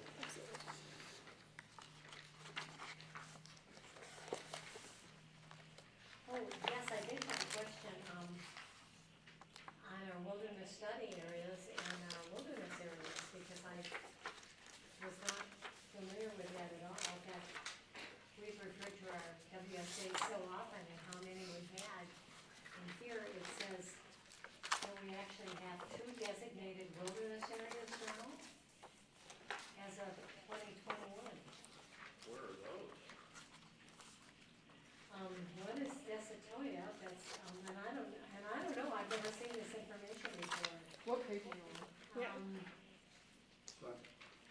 I'm sorry. Well, let's see, we have two, hang on a second. Wilderness area starts on 221, I think. And that one says we have no designated areas, but somewhere else it says that we do. The one was Desitoya, and I can't remember the other one, We have one one, of the hills or something. Yes, we have Yeah, one pending, yeah. I do believe. we have one wilderness area Proposed. pending the approval Yeah. of the lands plan in Congress, Right. and that's down Antelope Valley, just past Antelope Valley. And then we have just the very tip of the corner of one, as the Desitoyas, which is Smith Creek Ranch. I believe that is, that's the other wilderness area that they're referring to that I'm aware of. I believe it's just the very corner of it. Yes, totally right there. Yep. So the And one. That's the one- down by Austin, like between Austin and Fallon. And the Cane Mountain. the Cane Mountain Cane- Wilderness, Yes, and Cane Mountain is the one that's proposed that's proposed. in Congress. The exchange of land, that was the one. Correct. We did an exchange of land for, and it would be designated the Cane Mountain Wilderness area. And I believe the commission already voted on that one, approved Yeah, it. but there was a problem, the last time I remember, there was a problem because they found, an old claim. I don't know what they Burt did. Parrish was, Yeah. I believe, a part of that, and he So I signed think off on it, and I believe it's still Yeah. moving forward. We're in Congress. Yes. Yeah, so. Yeah, I believe, so the way on 222, so basically the map is showing, and what I think a lot of this discussion is the proposed areas. Right. Yeah, the information from this was taken from that lands bill, so that's directly from the lands bill, this Right. this page. It's consistent with the lands bill.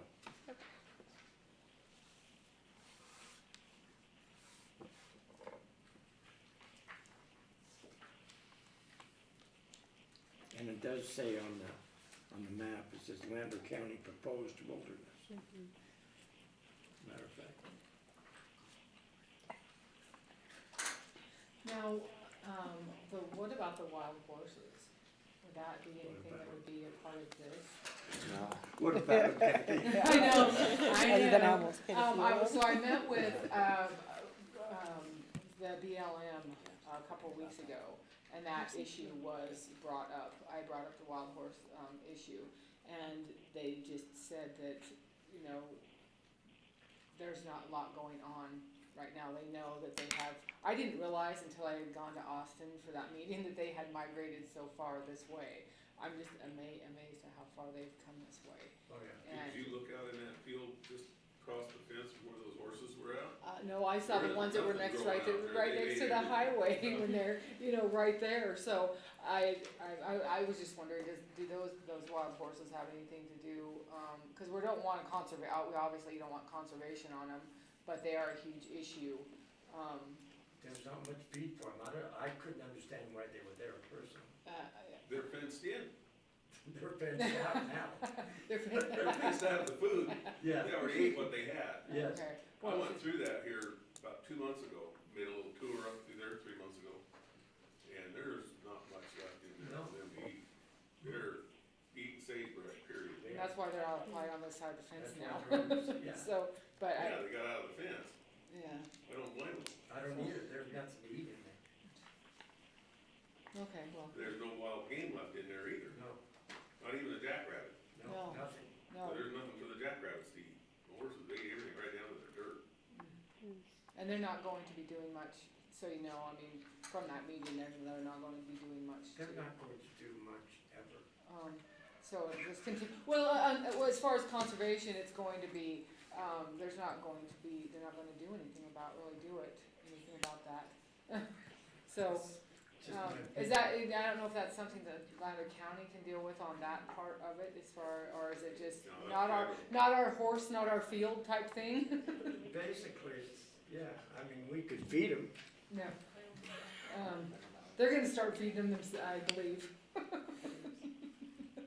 horses. They want a commercial pasture, the horses. And I did find out that If you have to say, come on, pretty I please. apologize. No worries, you're fine. That's what this says. Go ahead, you're up, don't apologize. But as a member of a ranching family in Lander County, I would implore you to please include something about wild horse, feral horses, feral horses in, on the public lands. The BLM, I'm sure they talked to you about AML, appropriate management level. They're 1,000% of AML in every HMA. And they said that. Yeah. What, at the very least, I would ask that you promote the enforcement of AML on all public lands within the county, something along those lines. Because if you don't bring it up, No, you know, that's it's why easy I to be wanted to swept know under. if it could be, Yeah, but it's terrible. we could do something about it. We're not supposed to have any in Buffalo Valley, Jersey Valley, Dixie Valley. We probably have, you know, they took out 110 years ago, and we're way back over that again. And the south end where they're bad is, it looks like a pool table, and it's all horses. You know, so your ranchers are being they affected. take away from So, the game, yeah, because they eat up absolutely, everything, and then yes. the game Yeah. hasn't. So I would implore you to have something in there about Okay, thank you. feral horses and AML. Jerry, there's, do anything about it. Right. Point it Right, out. right. Art, did you have a question? there's one herd in Nevada that has maintained its size, and nobody really knows why. We suspect that it's mountain lion predation, but it's the Sierras over by Esmeralda County and Mineral County, right along the base of those mountains over there. Everybody's kind of stupefied about how did this band of horses maintain. You know, they just didn't expand, they just kept their 18 or 20, whatever size it was, since 1972, so.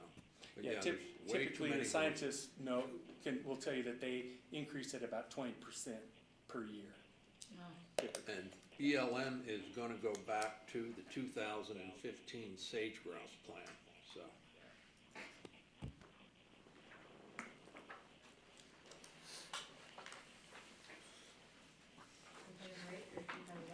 I have a quick question. You guys got California quail on here. Is that the same as a valley quail? Page you on, Bert. I am on 2-24.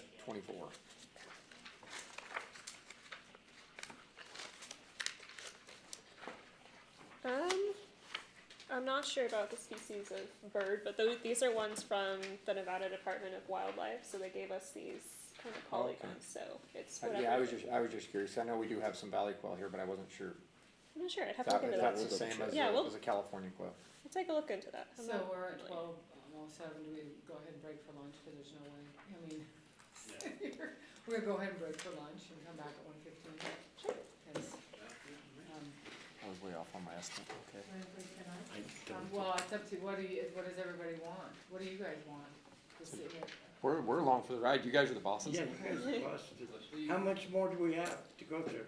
So we're pretty close to being done with conservation and natural resources. Housing and public utilities, I think that's it, right? Housing, Yeah, housing, economic, economic, We have two left. we have and 3 left. public facilities. Yeah. So 3 chapters left to cover. So, Have an easy afternoon. so, we have 3, so let's break, yeah, we're gonna break for lunch, we'll be back at. This conference is no longer being recorded. Minutes until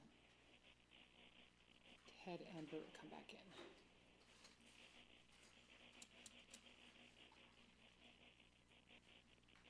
$104, that's how hot it is. I can't hear you. 104, that's how hot Is that it all? is. And with that wind blowing down here outside, it'll dry you up.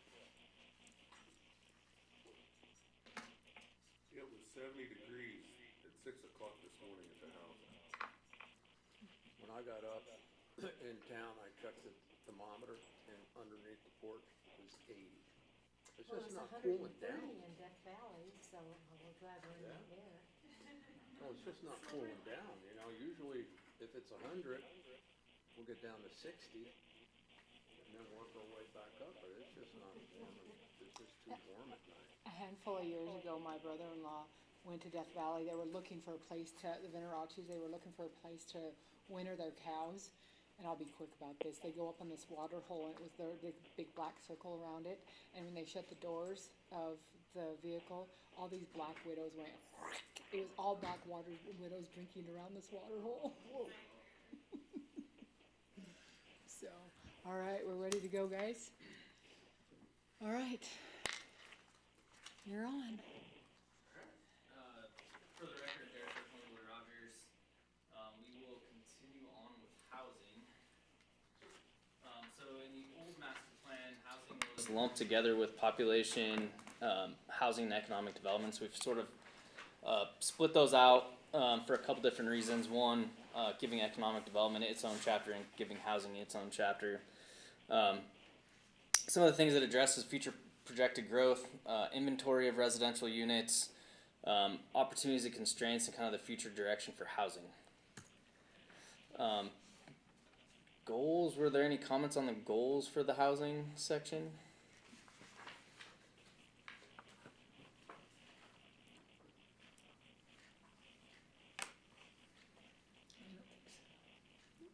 None? Move on to some of the policies, if you have any questions on the policies.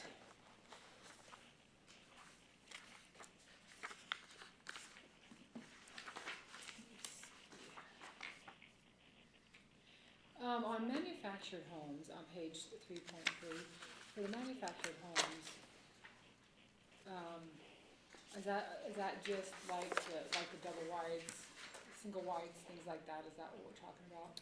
Correct, for the most part. It's Okay. based on like there's a state definition for it. Okay. Does that include modules, or are those considered stick-built? So They're separate modulars in a manufactured home. Yeah. And then the other one is just a single wide trailer. yeah, so those when fit under when the you get into the big double wides, then it's usually the manufactured home. Correct. So we've got three definitions, basically, yeah, and modular's been getting more popular and popular. yeah. But I believe they're treated similar to a stick-built home. So, Because a modular is just pre-built. Yeah. so on the manufactured home, on something I found out this last winter, is a friend of mine went to, she changed insurance companies, and so they had put it on a foundation, and so she pays taxes on a real property. Yep. However, when she went to insure it, the insurance company didn't look at it as real property. They didn't care that it was attached to the foundation, because it was originally a manufactured home, and she couldn't get it insured. You gotta get it, we did that to make it real property. It was real property, but when she went to, it is on a foundation, that's what I'm saying. But she'd been with the same insurance company for a long time, so there wasn't a problem. However, when she went to try to get look at rates, and then they started to look at it, because when she originally had it insured, it was years ago.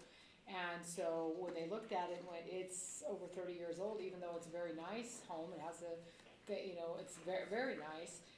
All the upgrades and everything they've done to their home, she wasn't able to insure it. And not only did that happen, the insurance company said if you were trying to sell it right now, you'd have, because of how old it is, you probably wouldn't find a financer. And I think that's a really big deal in a community that has, you think you have this investment in your home, and then you try to go insure it, or it burns down. They wouldn't, they would cover the contents of her house, but they wouldn't cover her house. Kathy, what usually happens is, a lot of them did that years ago, but their underwriting has changed a great deal, especially as the home gets older. So what you need to do is work with the companies that insure actual manufactured homes and mobile homes. And she did try that. I mean, she did, because her insurance agent said, let's try this and let's try that. And they were not, and that was just in January. And Ours so ours is so old down there, and we've never had a well, they're problem. probably staying with the same insurance company, and nobody's looking at it, but when somebody tries to switch insurance companies, that's when the problem came. We switched insurance companies 2 years ago. And they didn't do anything? Yeah, this was in January. She, yeah, she was having a little bit of a stroke, cause they, would do her contacts. about that. Well, no, I know, but when we're, that's, my On point, our no, master that, I plan. know that, but my point is if, with a community that's 53%, if that's a true issue, then I would like to make sure that if there's something that, even if it's not in this master plan, that we as a community are aware of, that the issue that arises for There people who really have isn't, homes. Well, I'm just saying as, you know, Financing and insurance companies are on their own. I understand that. I'm just saying, as a community that is 53% mobile homes, that at some point we might just look to see, not in this master plan, but something, the only reason I brought it up is because we're discussing this right now of 53, of the manufactured homes, that's a concern for this community and the taxpayers of the community It is, that have it, so. unfortunately. So, and I wasn't trying to get off guard, but I just wanted that addressed and on record that that's a concern of mine, so beyond that, sorry. Well, that's, I mean, part of the purpose of the master plan is to bring up these things so that you guys have some idea of what your community's concerns or issues might be, so.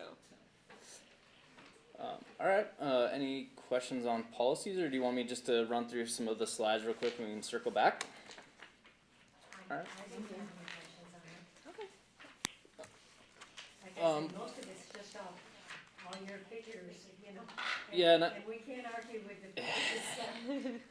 I think one of the important things we found going forward with this master plan is, and I'm sure this is not anything new, but just the age of the housing stock was pretty old, with almost 60%,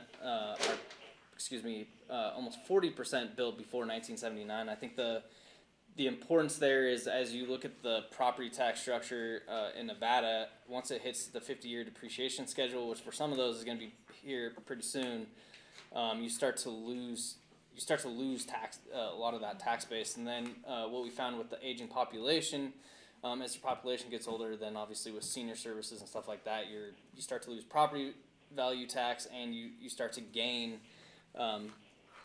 the human services and some of those types of things. So it kind of creates this We just gap. hope they keep making improvements, and that way we can keep adding up the taxes. So if they do the improvements, even though if it hits 50 years old, if they do improvements, does that put them in a different category, or what does that, no? I'll let Fred, This- Fred's the expert. This is again, Fred Steinman with the University of Nevada for the record.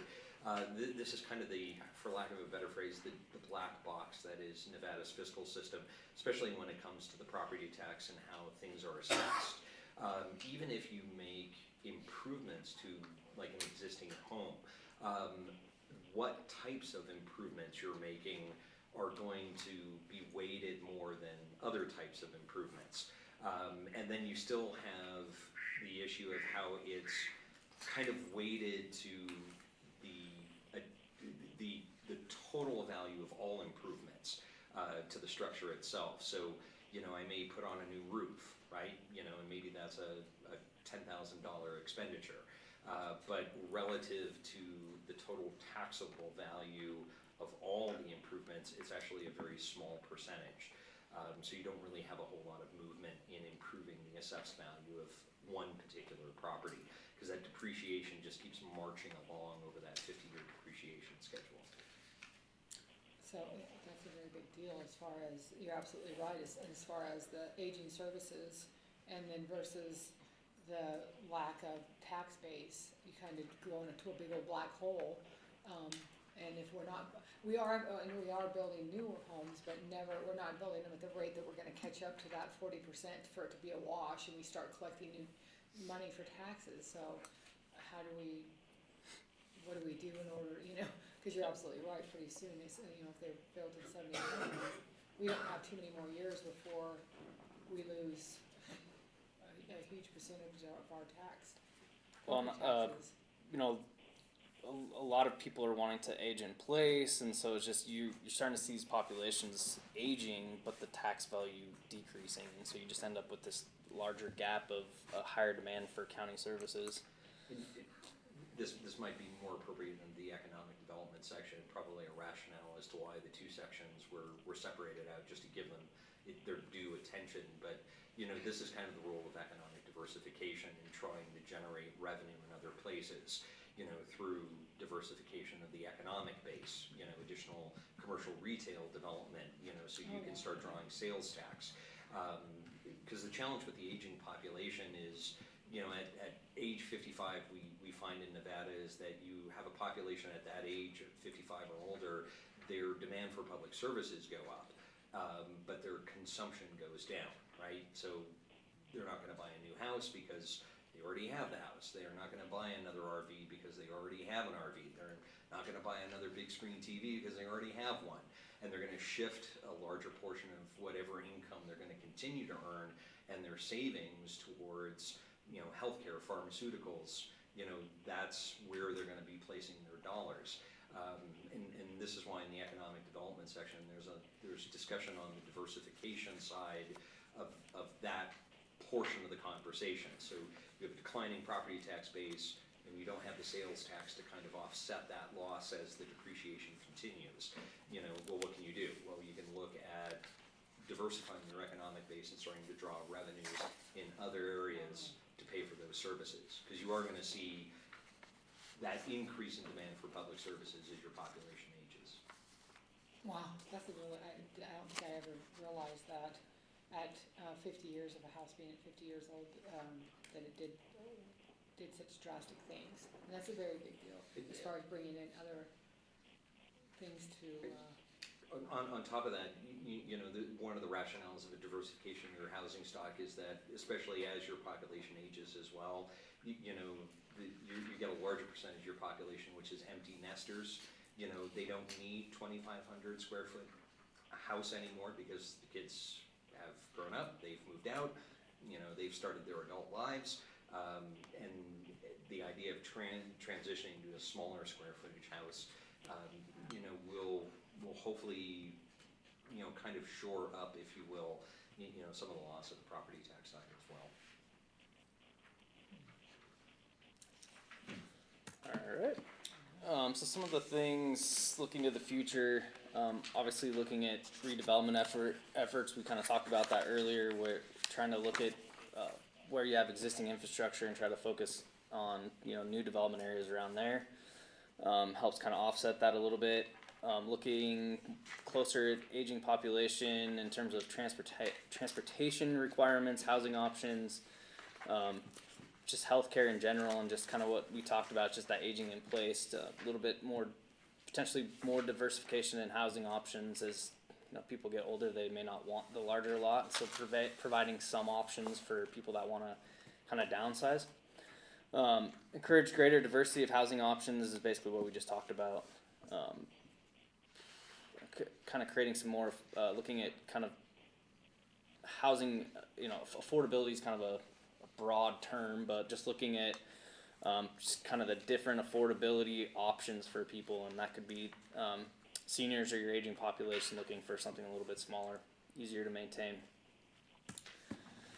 Any questions on housing before we move on, or any comments, changes? Yeah, I've got a question on, it's 3.6, it's a table, rural county affordability statistics. On the renters, these houses or apartments on the top? Let's see. Renting a house or renting an apartment? So we don't in the data set, we don't necessarily have that divided out. This is from the Census Bureau, so this is just the rent that was, people from that sample said this is how much we pay in rent and the average of that, so we don't really have it broken down by apartment versus house, unfortunately.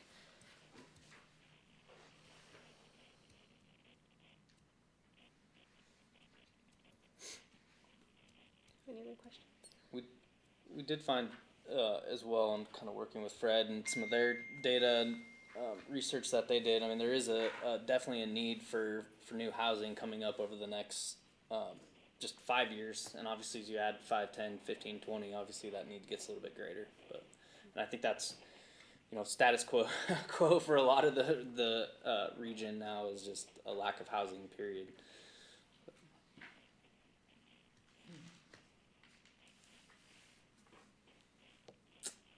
other And there's comments? there's a huge lack of, housing, because in this community, it's the haves and the have-nots, but the rent is based off of the haves, so it's,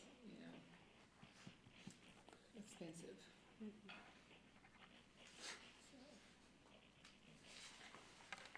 Any other comments? All right, we'll go ahead and move on to economic development.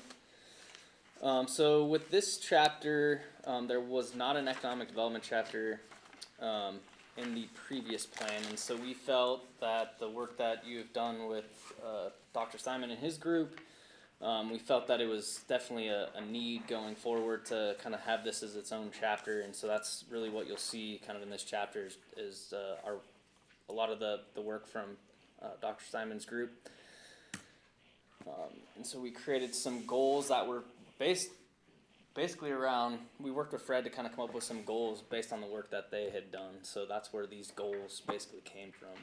And specifically to add that, out of the recently approved comprehensive economic development strategy for Lander County that was part of the NNRDA, Northeastern Nevada Regional Development Authority's SEDS effort. That initiative was started in 2019 and into 2020, and obviously the pandemic got in the way and kind of disrupted the process that we were on. But I believe the Board of County Commissioners here approved, or at least received, that SEDS document, I want to say at the early part of 2020. And the goals listed in the master plan are really just summary goals from that comprehensive economic development strategy. One of your first on your policies, to actually enhance the relationship on Highway 80, Interstate 80, and how about Highway 50? Also, Yeah, we can have that. federal highways, since those are the only two that go east-west in the whole state. Yeah, Yeah, oh, that makes sense. yeah, it's a good call.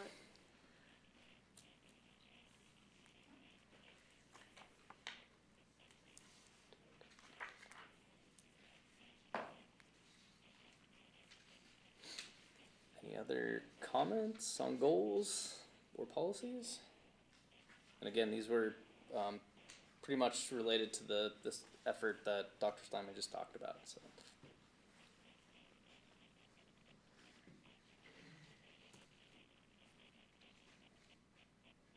One of the, and I don't know if this falls under economic development or not, but some of the issues that have come up lately is because there's not a lot of, like, for example, when they're building that solar plant out there, those people, because there's hardly any place to rent here, then so they fill up all of the motels, which is good, but it's not so good for collecting anything else for the county, because there's no other housing, so they all stay in the motels around here, and we don't have that many motels. They're trying to revamp some of the ones that we have, but we don't even have that many rooms. But so the lack of, even though I know we just got out of housing, but as far as economic development is trying to do some different things to have, I don't know, a variety of some for people to live. You can't bring in any with the tourism because there's no place for anybody to stay. You can't bring in, you can't try to, bring in anything different because there isn't any, anywhere for anyone to stay because it's taken up by the temporary, workers that are around. Or worse, a large portion of your workforce lives outside the county. Yes. So they're earning incomes within the county, but they're taking their income to neighboring Humboldt, neighboring Elko, and that's where they're spending their incomes as well. So you're not getting the indirect benefits of the job creation plus whatever temporary housing or short-term housing that you have, which is relatively small. There's not a ton of units. Get gobbled up very quickly, and that becomes a limiting factor on tourism and outdoor recreation as well. And again, within the new 5-year comprehensive economic development strategy that LEDA, Lander Economic Development Authority, with the NNRDA is spearheading in implementation, improvement to the tourism industry sector, really through increased lodging facilities was a primary actionable item within the SEDS document.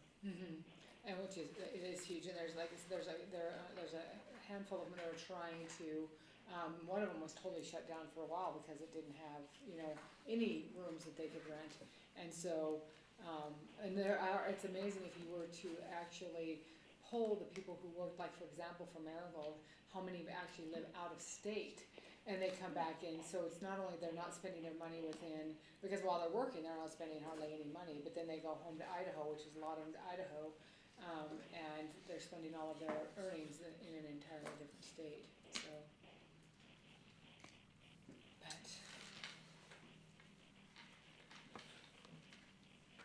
But, And so do you have any comments on policies?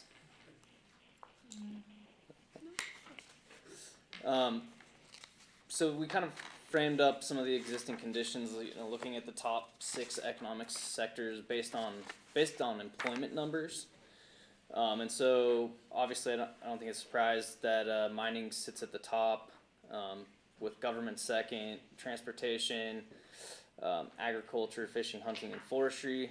At 4, food and services and drinking places, and food and beverage stores were kind of the top 6 in terms of jobs.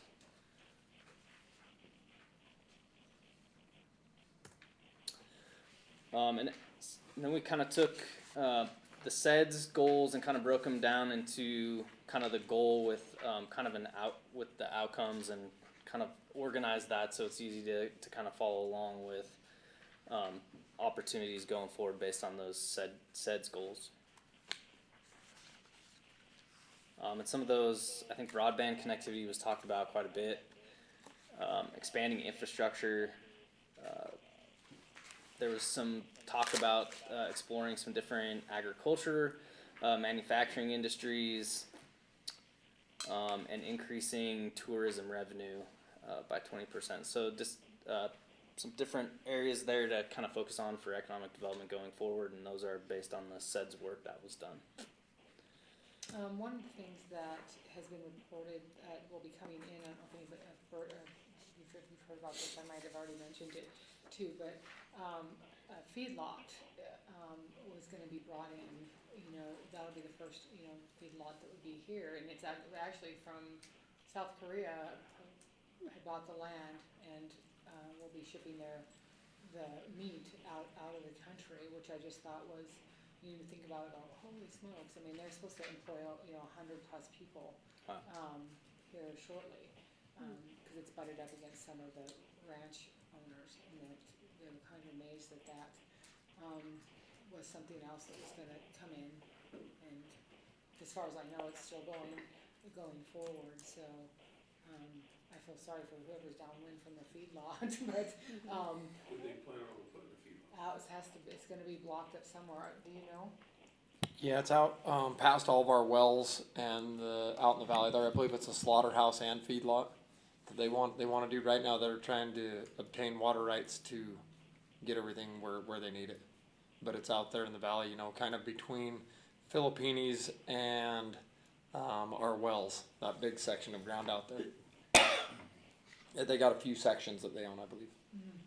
What are they gonna build there? A slaughterhouse and a feedlot for cattle.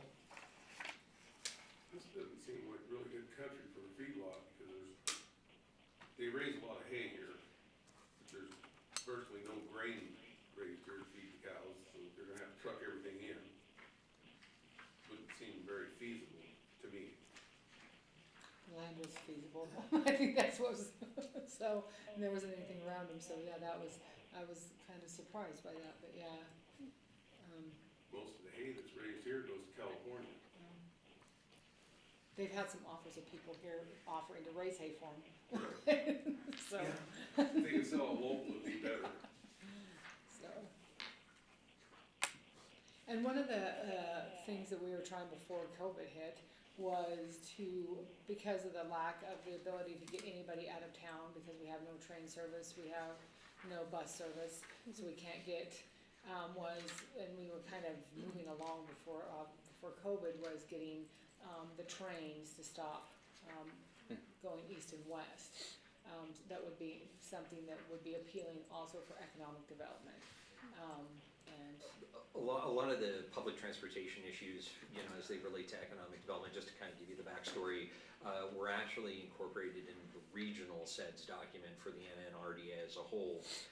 As we had worked over the course of a year in the various public community workshops in the development of all these local community SEDS documents throughout the region, that exact issue, you know, kept coming up in every single one, whether it was here or in Carlin or in Ely or in Eureka, and it was kind of, the decision was kind of made to, you know, kind of push that up to a regional level, given the regional nature of the challenge, and having to cross, you know, various municipal and county boundaries to develop a public transportation network. So at least in terms of the economic development aspect of it, there's significant conversation within the regional NNRDA SEDS document. Any other comments, questions?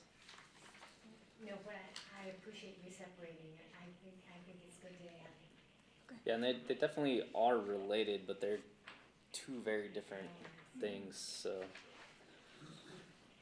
And you know, and as we increase economic development, obviously that starts to generate a bigger need for housing when successful, so.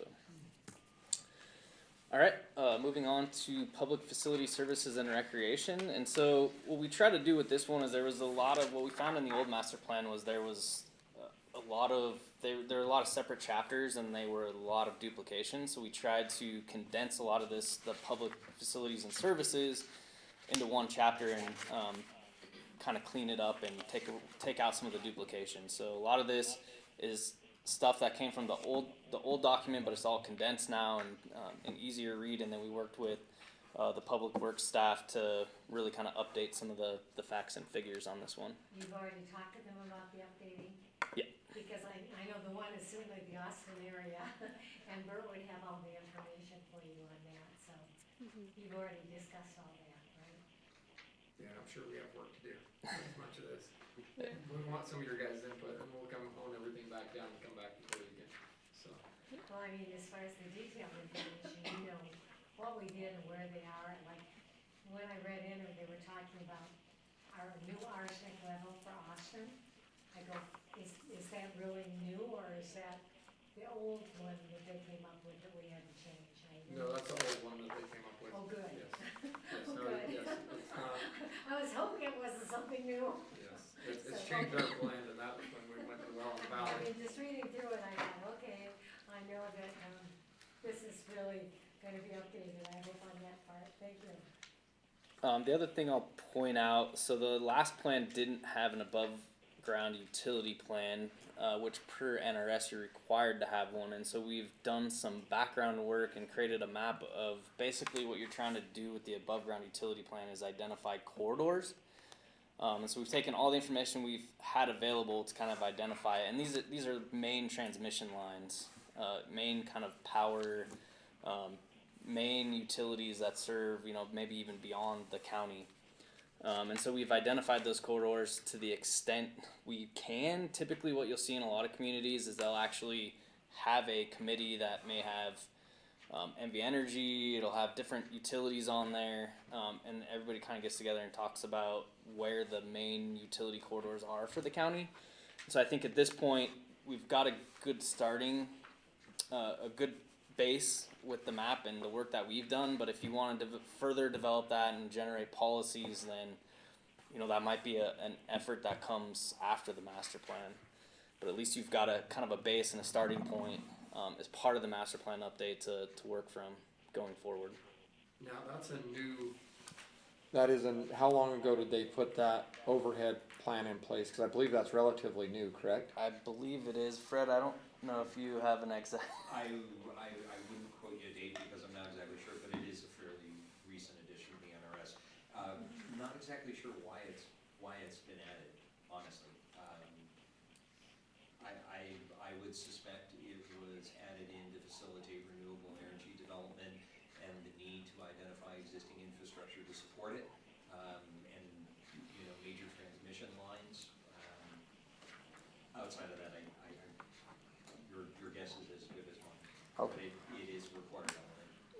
And it was between, so the last master plan, it wasn't required, so between 2010 and now is when it wasn't, like, required, so. I wanna say somewhere in 17 or something like that, if Yeah. is when it, just so the board is aware that it's not an oversight, that we've been out of compliance for years and years. This is a new addition to these master plans.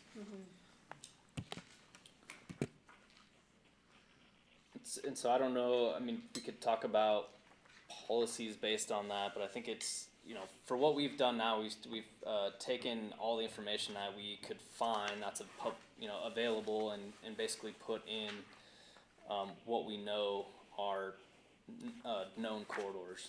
But typically with the actual, overhead utility plan, we maybe expand on that and add policies. And like I said, a lot of communities, what we found is they actually have a committee that's comprised of different utilities that get together and kind of help generate these policies. So. But there's no real guidance on what exactly is or is not required in the plan. Those are just examples that we've seen. So I think they kind of leave it up to the counties to decide how broad or detailed you guys get on what goes into that plan. But we at least got you a kind of a starting point for it. And then just so the commission's aware as well, I had them take Austin out of all this. Kingston is still included in all the water plant, is excluded from the water plants, they have their own. But since we took over Austin's water department, they, so now, just for clarification, I have it. Yeah, and this chapter will, between now and the next version you see, we'll continue working with staff to make sure that we've got all the latest and greatest information in here as well. So all the goals basically came from a lot of the goals from the old plan. We kind of cleaned them up and try to get rid of a lot of the duplication and kind of make them an easier read. So is there any comments on goals for this chapter?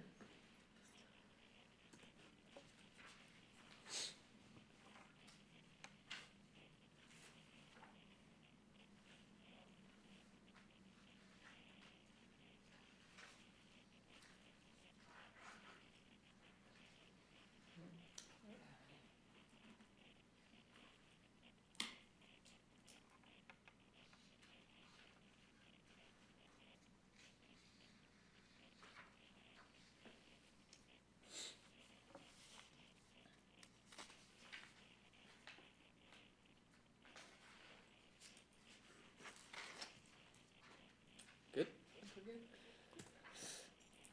So looking to the future, so some of the stuff, similar to what you'll see kind of the theme through a lot of these chapters is some of the stuff is all tied together. For instance, expanding, improving broadband infrastructure, that was also tied to the economic development piece. And then we talked a little bit in these chapters about kind of the existing facilities and kind of referencing their master plans and some of that stuff, and working with the public works staff to kind of make sure we're had the most current information in there. So I know, as Bert mentioned, we will be kind of following back up and just making sure some of those changes get made. I think, let's see, what else we talk about here. So the other big one with this was kind of going into a little bit more detail on kind of the septic systems and water quality.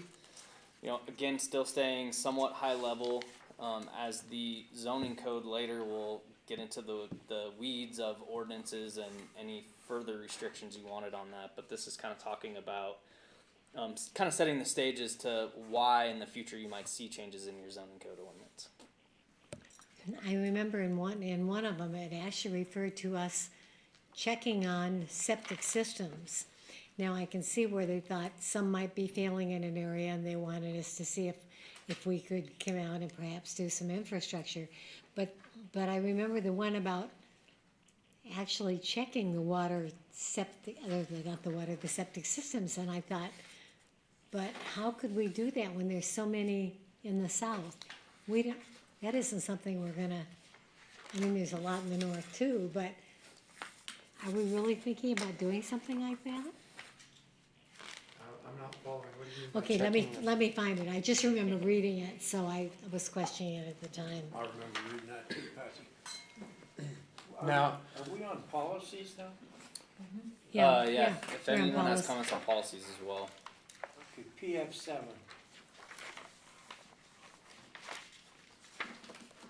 I'm sorry, You have outside Austin and Kingston. Shouldn't Austin now be inside? No, that's what I was referring to when I said I asked them to oh, remove here's Austin mine, from that, 27. Why?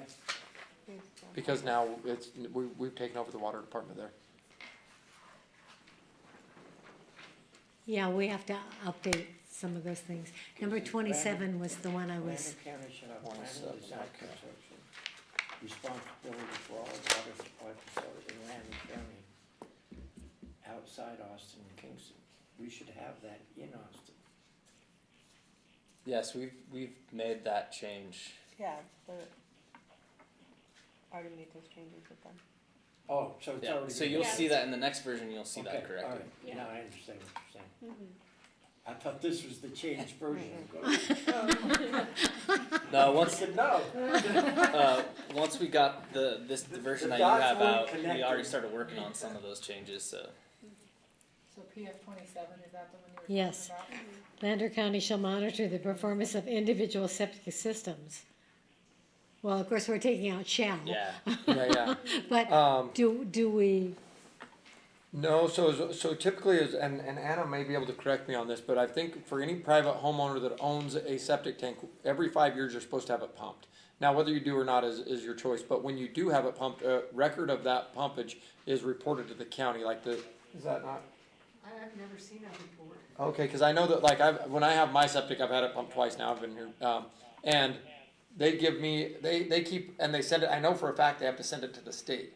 So it stays in good standing. Now, if you don't, then if something goes wrong with your septic and you have an issue, it falls back on you, or if the groundwater is, the nitrates become very high where you're at and it contaminates a surrounding well. If you don't have on record your pumpage reports and you haven't been compliant, then there's some sort of due diligence that's supposed to be there for each individual homeowner and their responsibility to maintain their septic system. So like Frank Sullivan that does all the septic pumping, he has Blue Moon Portables. They report to the state every time they pump a septic. And that's what the good standing is for each individual homeowner and their responsibility. Now, whether they do it or not is their... okay, so do we really want in there that we are monitoring it? We aren't the monitoring factor. That's NDEP that is truly the monitoring factor Okay, of it. then we can take that out totally. Yes, if you guys would like. Okay. Yep. And maybe I went too far on that, but that's the whole picture from the state down to us. Is anytime somebody's septic is pumped is reported to the state. Well, I understand the I kinda like second part. The second sentence of 27. Yeah, the second part I understand. Yeah, and I'd like to keep that in there. I don't know how they would be identified to us, maybe from the state. Yeah, that way, at least we tried to monitor what's going on. Yeah, I mean, Well, I will tell you the interesting part is when I called the state and asked them for reports, when we were trying to figure out how they came up with the density of 99 septics in any square mile, I asked them, well, where'd you come up with it? Because every different basin has different soils, different perk rates, that should require different, there may be a separation that's bigger from one groundwater basin to the next groundwater basin, so you think there would be, maybe in Lander County, here in Battle Mountain, there might be 110, just using numbers. And then maybe in Austin, maybe it's a different perk rate and there might be 55. You wouldn't be sure, instead of a blanket one size fits all. And when I even referenced, say, hey, I want to know what in Spanish Springs, when they had, their numbers got really high and they had overabundance of septics, what did they do or who was monitoring that? Can you guys give us a report on that? Me, nor Ted, nor anybody could get data to back up any supporting anything for us to move forward on. They couldn't show us why Spanish Springs even failed. They couldn't show us the documentation of what their rates were when they were pulling up the any numbers for Spanish Springs or why they even got rid of it, what the groundwater looked like. They have nothing. So there's no way to find out if there's a history of fueling systems at anywhere in this county. Well, in the state, not just in this county, the 'cause state. I tried calling for Pahrump. Yeah. Correct. I wanted to know when we started talking about this, as far as originally, way back when we were talking about making sure that there wasn't spot zoning and all of that, I tried to get a hold of it and get information on Pahrump, and with all the issues that they had, there was nothing.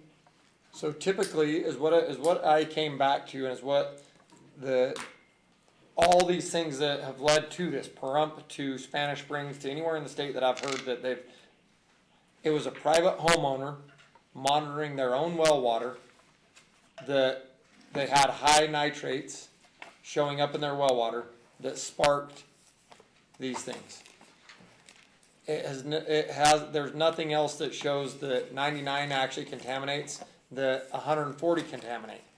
Some of these were grossly over, some were under. But it wasn't the state that monitored it, it wasn't the county that monitored it, it was typically a private homeowner that pulled the water samples, brought them in, and that they had high nitrates in their water that was linked to, septics and the leach going into the groundwater. Well, the question is, do we want to put in a system to monitor the performance of individual septic systems? That's the question. That's a good question. I don't know that we want to monitor individual septics. I think that we may want to have, if we have anywhere over the 99 or something like that, it may be due diligent to maybe pull some water samples from certain wells within that area and see what the nitrates maybe come out to. And then you aren't necessarily monitoring any individual, you aren't being big government overreaching, but you're making sure that your people are still taken care of and drinking good, clean water. So the question is, does it have to be, or should it be in our master plan? Because we can do it anyway. And we probably would if we thought there was any kind of a problem anywhere. Yeah, it comes to whether we want to go knock on doors and pull water samples. I think that would be the important thing if you guys would like to do that in the master How plan. about if you offered that service to people that might be concerned? We could definitely do that. That The would be commission wishes. a more applicable, people would have an appetite for that more than they would marching in and say, give me a sample. Oh, I think that would be a huge response to people having their water Yeah. checked. Now, it comes back to the question of if they are high in nitrates, what do we do at that point? Well, then we need to look and see if they got their septic pumped out 5 years ago. And then that just triggers a big mess. But we So how do you tell when a septic is actually failing? Typically, it's when it starts backing up into the home. Or the grass turns green right over the top of it, The- really, the and leach it's field. squishy. That's how you tell. I've lived on septic systems my whole life. Where we live now, we've been there since '85, we've had to pump once. And it didn't need pumped in because the solids were way down. Well, but if people use the Riddex, but 99% of people don't use the Riddex. But yeah, it's as but a lot of people don't even know that they have to use Riddex. So that's I'm sorry, But- they have to use what? Riddex. But I hear that's really bad stuff. I mean, you're talking very controversial on what you do to keep your septic tank So, working. so I don't know that if you've been told that, it's probably misinformation because all Riddex is bugs. Yes. They're Yeah. healthy. Like our sewer plant, for example. We have somebody dump, say some weed killer ends up in a toilet, and it wipes out a ton of our good bugs, our healthy bugs that are in. So then we have to replenish our bugs, and we keep one tank healthy, or we call another neighboring county, and we go draw some of their raw sewage and bring it over and dump it into our tank, so we have another healthy dose of bugs to keep that battle. And Riddex is more or less just a bunch of healthy bugs that if a homeowner is using bleach to wash their clothes, they're killing a bunch of healthy bugs, that they replenish them bugs. There are some other pipe cleaners that people dump down their toilets that are terrible to get out in there. But Riddex is a very healthy one if people are trying to put it in for a healthy septic system. It's a live bug. I would propose that we offer this as a service to begin with and explain why, and then see where we're at with the response, and if we have issues, then bring it back and let's see what we have to do. Well, there's nothing we can do unless we provide municipal wastewater collection and treatment. Exactly.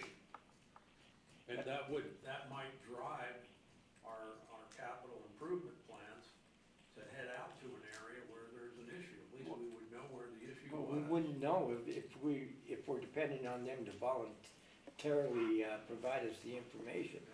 We can't be certain we're being provided any information. And nitrates can come with fertilizers. If you got a big lawn and you're fertilizing the heck out of it, you can have high nitrates in your well. So the question is, do we want to be proactive or reactive? That's the question. Yeah. That's Do we it. want a monitoring system? Yeah, And what do we want in the master plan? Right. Well, I think being proactive would be good, and I think we offer it as a service. Well, that's why I like the second part of that Me too. 27. I like the second part. But we have to add something to it to give us the information. Even if it's required of a septic tank owner to provide the county with something every 5 years. Well, I hate to have big government in there again telling them what I to know. do.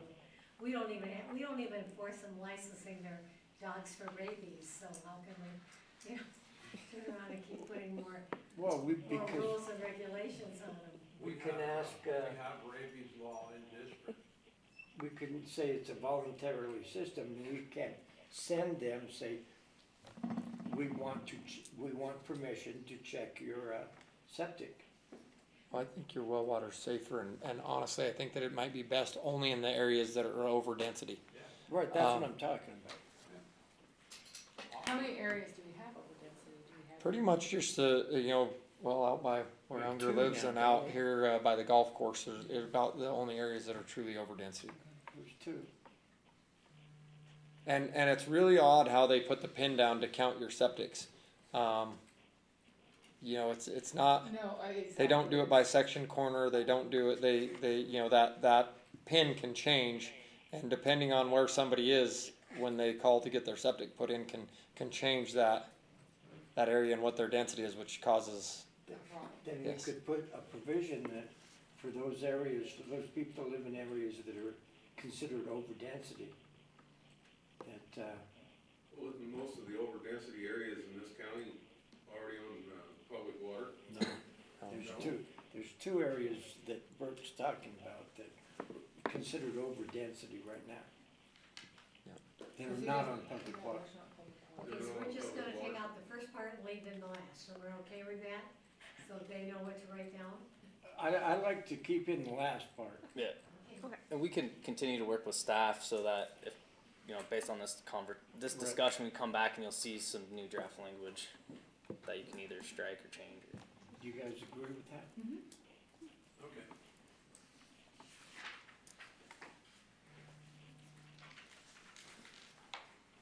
Alright. Any other comments on the policies?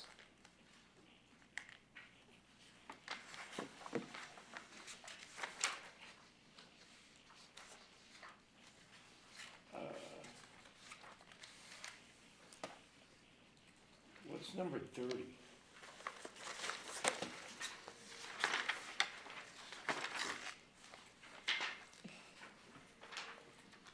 What is the one about? Yeah, I addressed that with them. That's just we're all in one building now, and so that I think they were already correcting that one, Okay. removing it from there. Yeah, it's been removed from Yeah. the latest copy. And like I say, I apologize. We didn't. My corrections I made with them previously when we met, we didn't get all of them updated to give That's you guys okay. for the. That's all right. It's no big deal. I was just That's wondering- what we're here for, it's a workshop. I was just wondering if there's plans to send me somewhere else. To the moon. Is that an option? Okay, so Come tell on, me, guys. Relocating us. explain number 30 to me. So that. That's the one they just said That's they what took we're out. talking That's what we're talking about. That is the one. Yes, that's the one I'm talking about. So we can take that one out? Yes. Oh, good. Unless you have plans, send them me away. So on 32, how do we maintain wildfire protection activities? What does that consist of? You know, my personal opinion is it's kind of what we're staying in right now with the BLM and the Forestry Service and all them, and we signed that agreement. Okay. And it's our our, burn ban. yeah, and it's our insurance policy, and then we install our Okay. burn Insurance bans. policy, So right. we're already doing it. Yeah. All right.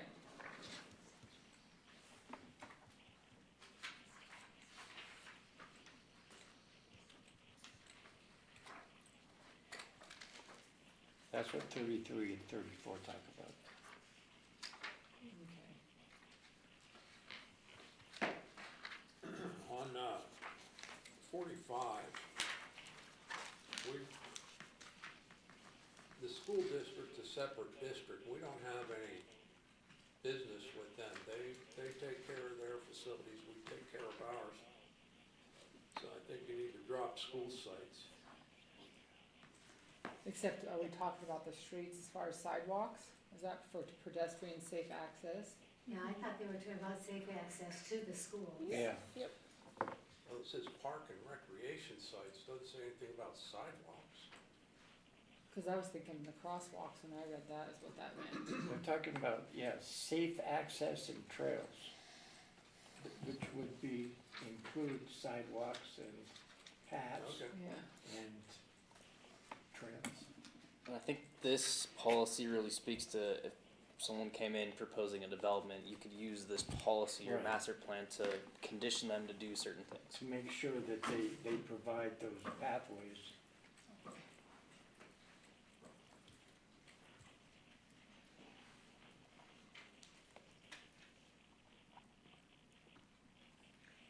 I do know on 514, it's something I didn't see before, but we don't discharge to the Lower Reese River anymore. Oh, okay. We, Which one? on 514, it's down a ways. It goes through our sewer treatment process, and you know it shows that our decant, our treated water, is discharged to the Lower Reese River, and now we have our evaporation ponds or our settlement ponds that we discharge to. Is it started to grow willows out there?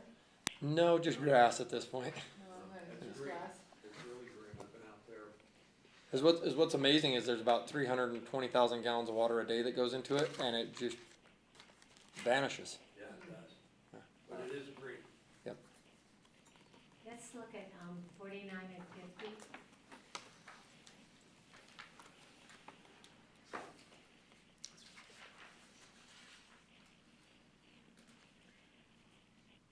We've had a lot of discussion over the years on, Spencer's Hot Springs.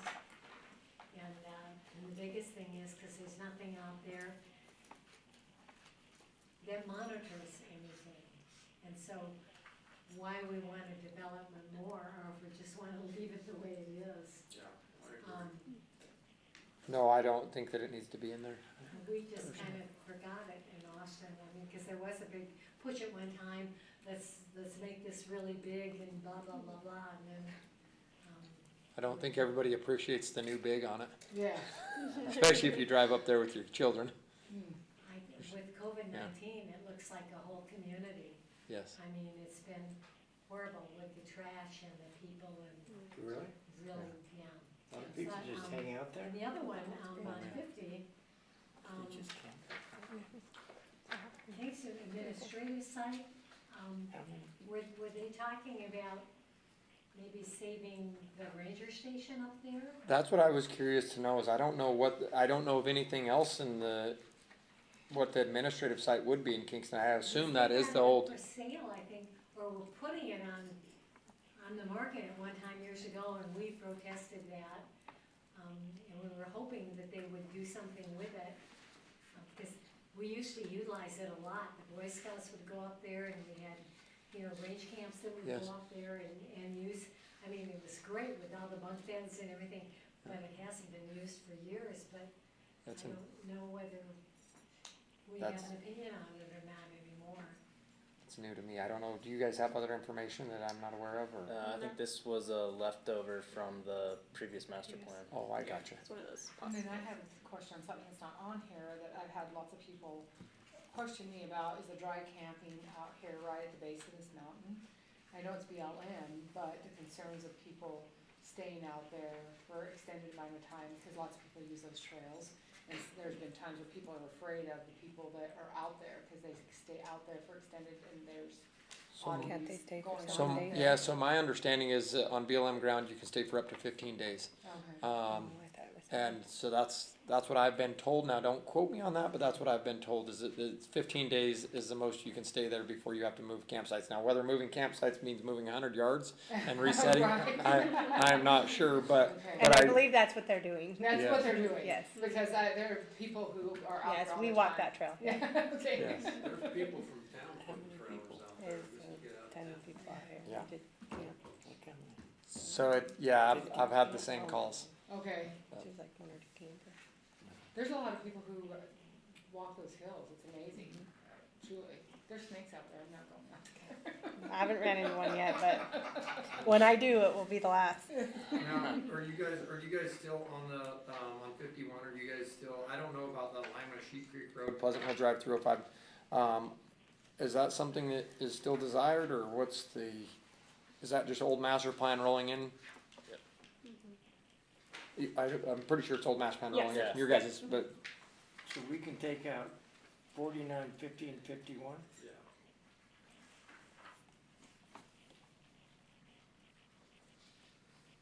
All of 51? 51 rolls onto the second page. Yeah, that's what I said. All of it? Do you wanna take out all of it?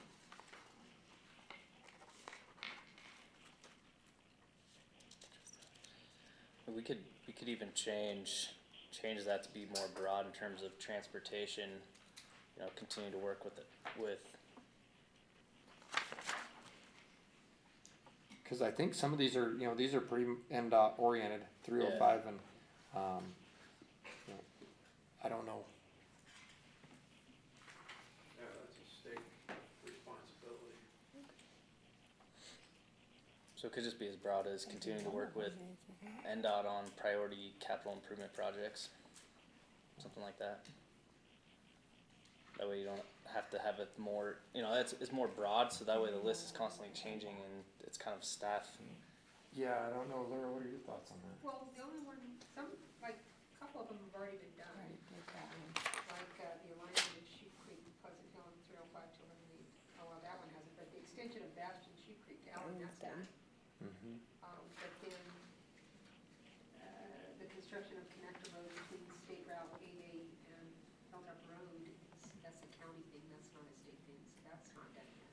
Yeah, and I'm kind of wondering if we should leave these out just because this may be the things that the phone calls I'm receiving, the people are investors are looking at to try to buy land on these kind of routes, that if that's a strategic plan that the county intends on capitalizing on, if you have somebody that. Too specific. Yes, maybe it doesn't need to be so specific, other than, enhancing traffic flows up, throughout the county or something very More broad. Yeah.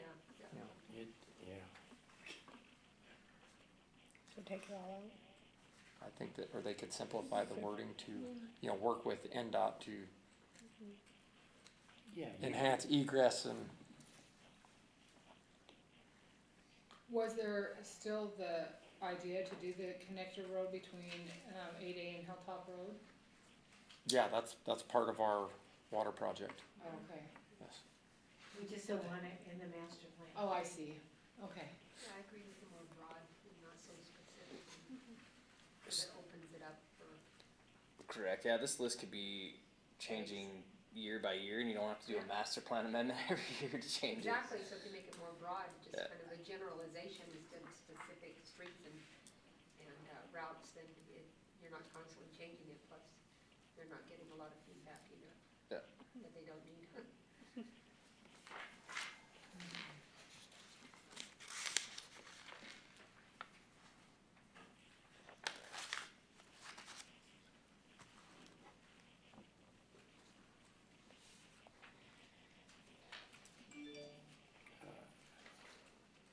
I don't think we can do number 56.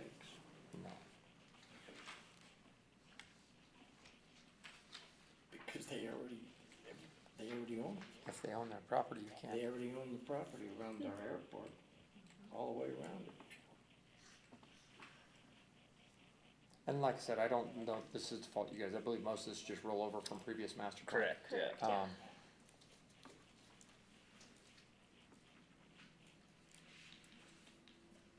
So are we saying? That's up to the board, but I don't think that 56 belongs in there. I don't think that we have the jurisdiction or the authority to tell somebody what they can do on their ground. Unless we condemn it. We can take it, but we can't limit it. Well, I'm not As long as it's suggesting within, we as long as do it's that. within their zoning, I mean, they can. I'm just saying legally, the only thing we can do Take it. is take it. We can't limit anything. I didn't deserve a cake that time. I was making up for lost time. Now you're telling people these.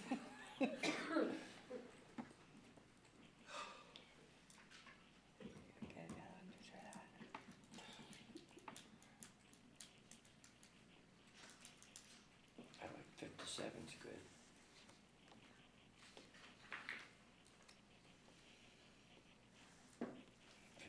Good.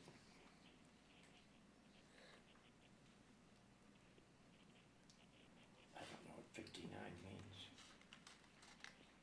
Bert, on the water rights, on page 511, are we up to date on everything on that? Oh yeah, water rights are good. Let me see what you're talking about, but I know that all of our water rights are in good standing and, We're okay? yes.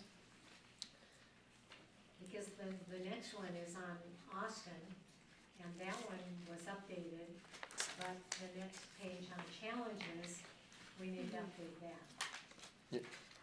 Okay. So just to go back to 7 and 8, they had a blanket water right that fit 7, 8, and 9, all three of them wells, and then we divided that out because a couple of them wells weren't producing what we thought they would produce, and put them water rights over to well 9, so, and that's a 5-year plan of use, so we should be coming up on that 5 years next year, I think, and then they'll be adjudicated solid water rights and to their place of use. But I mean, you've updated it with them on what they're supposed to say to change that? No, I've not went over that part with them, Oh, okay. no, I Yeah, it apologize, needs to be but we changed. will. Yeah, we got a note.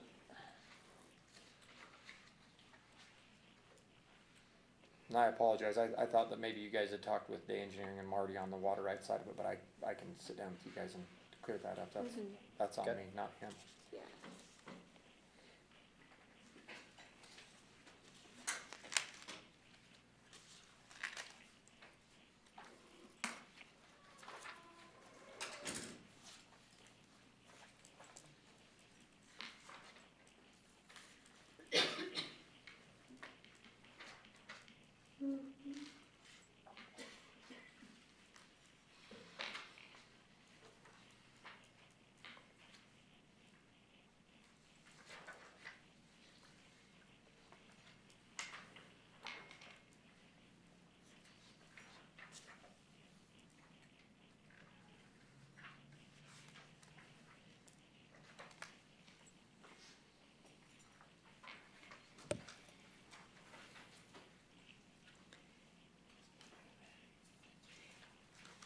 Liz, can we check and see if Shannon's still on the line? She was on this morning, I know. She's not on here. She's Unless not? she's on that main line, she's not on here. Shannon, are you still there? I know Austin was on earlier, when we started. We might want her, I mean, I know she had a copy of this, but, whether she has any update, because there's been some things going on. Shannon's with Kingston Water. Okay, oh great.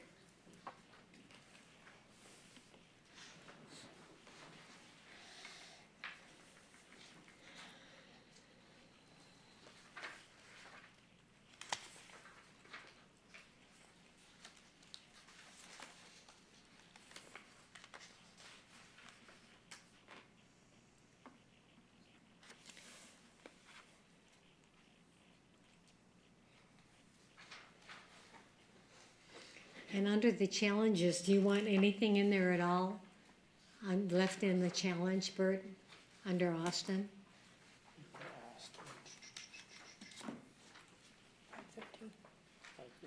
I mean, it's still a challenge, but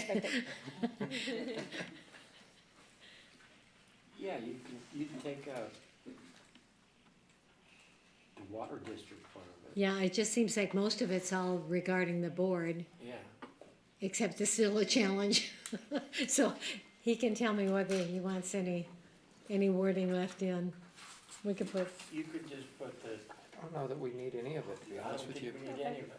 I don't think we need it at all. okay, Yeah, let's eliminate It's it. part of the Lander County water, sewer and water system. Okay. I'll take that out. great, we'll take that off, okay. Then how about the water quality? Yeah, there's still some challenges with the water quality, not as steep, but there's still some challenges, cause we're supplementing some of the water up there with spring water. We have some spring head water that we feed into the system, and so it makes, I think there'll always be some challenges as far as making sure it's treated right, and that we're, Oh, this is the part I read where it says water is also non-compliant with arsenic and DEP, and that's what I said. Boy, I hope that was the old one and we took care of that. yes, we did take care of it, we are compliant. Right. However, it becomes how much we feed with the spring water and how much we feed out of the valley, so it's a pumping issue. If we ever Okay, lost the pump so in the we valley, leave in we'd the have an water issue. quality, but take out the arsenic stuff, okay? Yeah, we're compliant with Okay. that.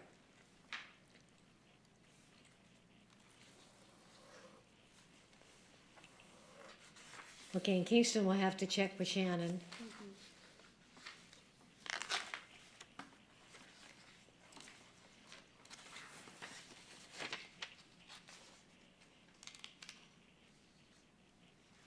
Do we still have 6 of our sewer lift stations, or do we have more? Count it. I know we rebuilt a couple, but I didn't know. We have 6 operational and 1 on standby waiting for us to connect the sewer main line from over here. It's that new lift station we just put in. That is out by the old colony. When we connect that, force main to the sewer plant, that's a project that's underway, then we'll have a 7th lift station online. Right now, we only have 6 that are operational. Okay, so leave this at 6. With, if you guys wanna add with a 7th, it should be coming online in the next year, so I hate to do Yeah. an update if we can just add that Yeah. now.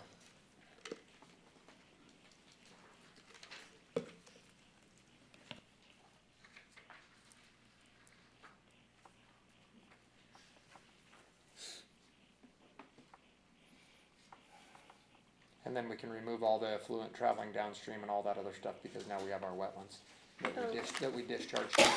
So anything referring to the,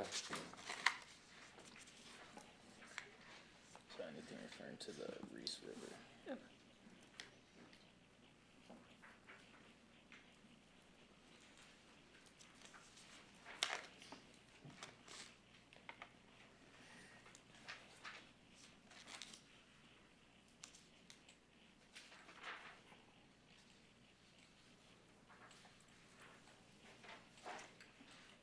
And you change the Austin sewer system, right?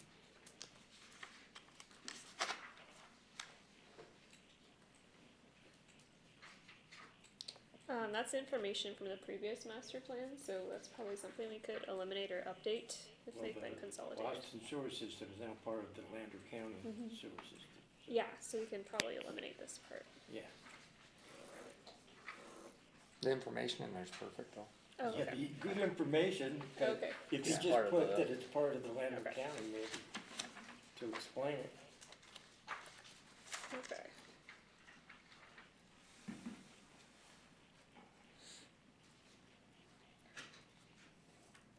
And then on the non-potable water sources for Battle Mountain, if we can remove well 6 because we're putting an arsenic treatment plant in there, Okay. that will be a potable water source here this year. Okay.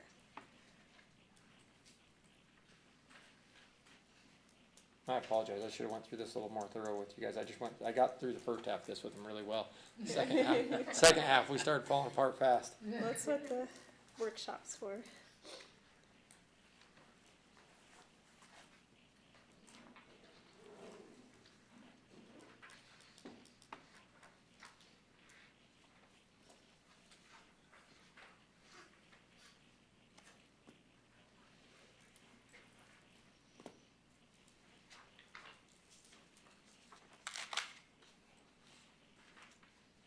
Now, is there any proof, you guys got on septic systems and, water quality, where'd you guys get the information that,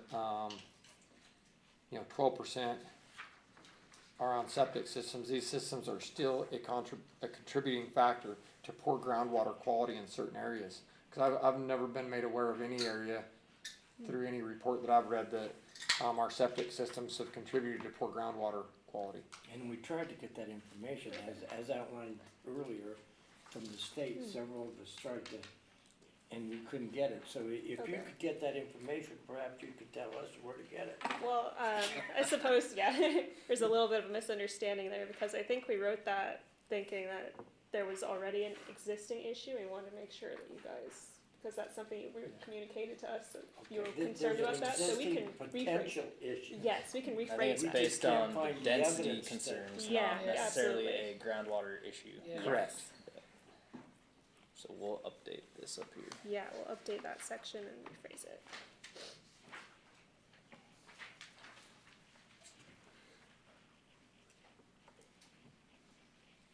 And I think the 12% that came from parcel data. Yeah, correct? it came from parcel data because the assessor has, knows, or at least knows where septic systems are. Yeah, that number's probably correct. I was just Okay. worried about the, contributing to poor groundwater quality because I Okay. don't know that Yeah. it's, that there's a correlation there. Yeah, I completely agree with you. Could it state something like, may be monitored in the future to prevent or to, Yeah. for a potential for groundwater quality? Instead of making it sound like there's already a problem with that, should be monitored on an ongoing basis. And maybe that's where we could talk about the density, Yeah. areas where density exceeds X, Yeah, then maybe there's some, Further review and opportunity monitoring. for future some monitoring. well monitoring that we do there. Okay. We do that, we have well monitoring out there at our landfill to make sure that we aren't polluting water because it's pretty close to our wells and we do that for the state. So it'd be very similar, I think, if we did it. Okay. The water table out at the landfill is real deep though, isn't it? Fairly, yeah. 22 or 26 feet, I think. Oh, that, Comparative to, we're at 3 foot over here at, where the dump station is across the tracks. So right there at that lift station, when they rebuilt that lift station right there, we had a 3 foot groundwater, 3 feet. 3 feet, Oh, there on North Second. yeah. On North First, when I lived over there, we had an artesian well in the yard. Of course, when they started pumping the power companies and whatnot, it dried up. But when I first moved there, we had water running year round out of that artesian well. Yeah, I think it goes to 7 feet, like in the middle of the summer, the groundwater will go down to about 7 feet. But then the high water in the winter when we were doing that, it was at 3 feet. That's why you needed a tub, Yeah, concrete tub around there. yeah. I have a question that's, something that I didn't see on here, if I missed it. I had received a letter, and I think I had turned it in, it was from the EPA about a cleanup at one of the fuel stations in the town, that their tanks had been leaking. And,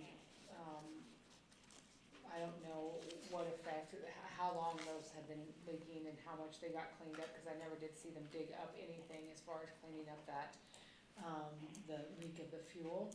But nobody at the colony was notified that they had water, that they had that issue, and they're basically next door neighbors.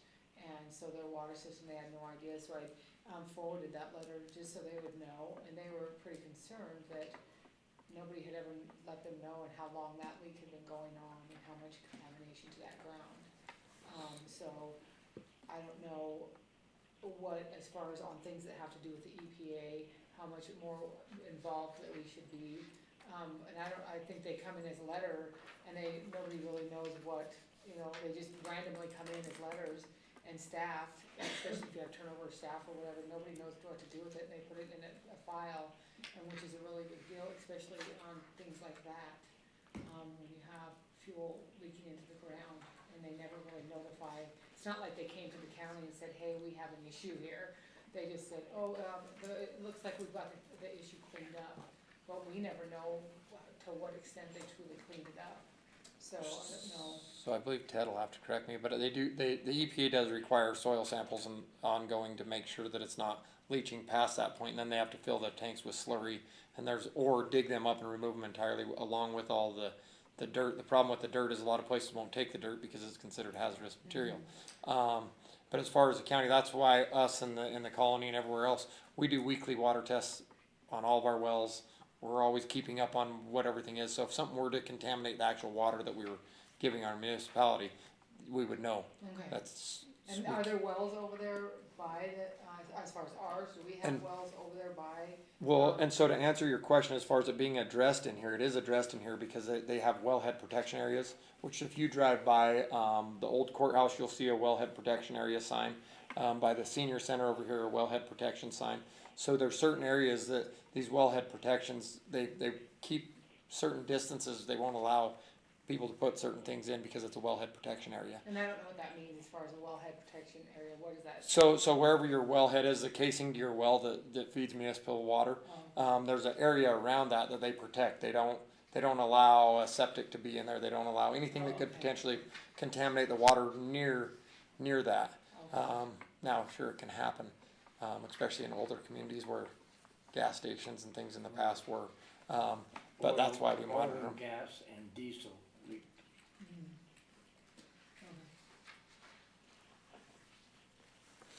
But that's where it's addressed in here, is in the wellhead protection. Oh, okay.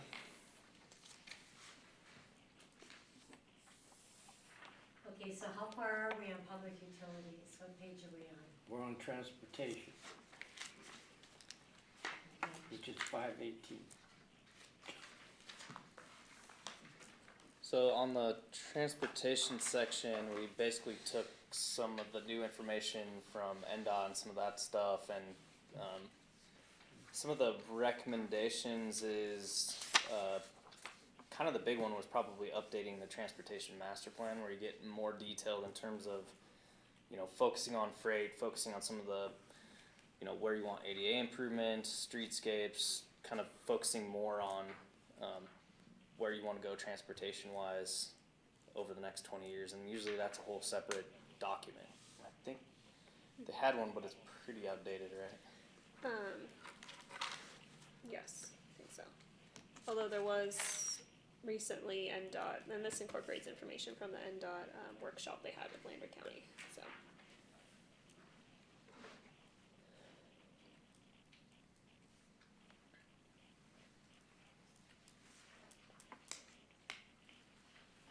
Usually your transportation master plan is where you'd find your, kind of like your capital improvements plan of kind of. I guess maybe I'm confused by it just because it's all related to NDOT. And I don't know how much say we have in that. Well, I know how much say we have in it, but, that's where I guess I'm confused. We don't really have any say in NDOT. True. Yeah, and a lot of this I think was just based on some of the stuff we got from the older transportation plan that you guys had. We took what was still valid in that, and then also just some of the stuff that was brought up through the NDOT. And a lot of it's not so much specific projects as it is kind of just general information about the roadway system. Like the existing conditions. It might be just a little bit misleading though when you're talking about the train service and that Amtrak actually parallels Highway 80. Because if somebody else was reading this, they'd think, oh, it might stop in Battle Mountain. And jump on the train. Okay. Yeah, we can They clarify don't that. slow down enough for us to jump on the train. I hear them every morning. They go through, but there's no stopping. Yeah, we can make sure we point that out. It's a good comment.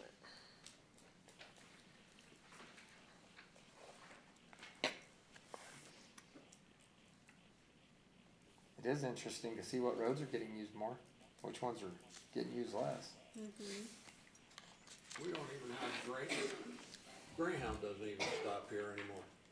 There's Oh, wow. no transportation unless you have it.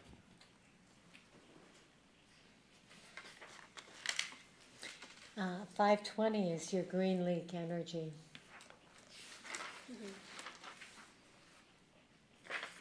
Yeah, so this was kind of going on to the next page is basically the map and the information that we found to date that would be applicable to kind of an above ground utilities plan.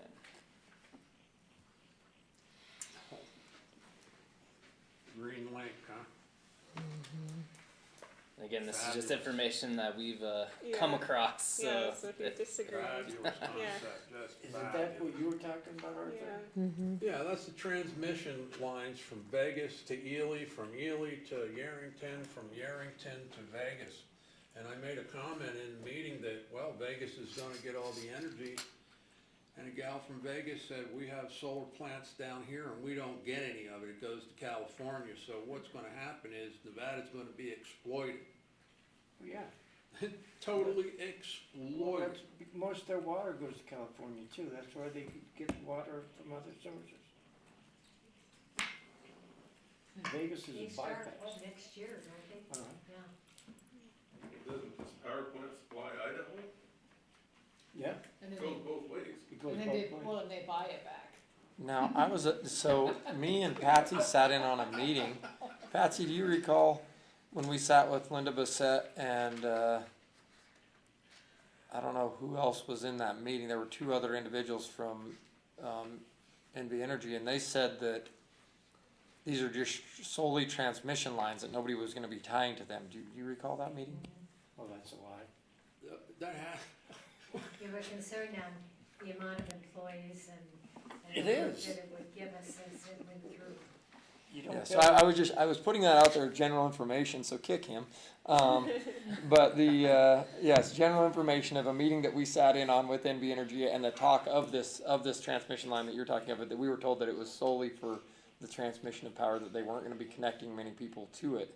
So nobody should get excited about anybody tying to it, because it was not going to provide any additional power for any ranches that are rural or, that's you know, true. outlying areas. Goes to Vegas. And they'll be shutting this plant down here, they're in the process of shutting this plant out here down. That's Weren't they what supposed to people do that refer to as natural A gas. couple years ago? Huh? Weren't they supposed to do that a couple years Well, ago? they're already having, started a meeting, they say within 5 years, because they're trying to transfer people out now. They're not in the process of turning it into natural gas at this point. I got several friends that work out there and they supposed to be shut clear down by 2025. So, I don't know, we're gonna get our, I mean, not that we get it from there anyway, we buy it from there, I mean, they buy it from Idaho, but Yeah. who knows? Wow. Are we all set with this one? So again, this is literally a starting point for the above ground utilities plan, so we just wanna make sure that if there's any other corridors that we're missing, or a policy that should be added, or anything along those lines, this would be the place to do it. Otherwise, you know, I think per NRS, we've provided information here, and you can expand on it going forward, When we but, get to other facilities, I do. Okay. Okay, great. When we finish the above ground utilities, any corrections on that one?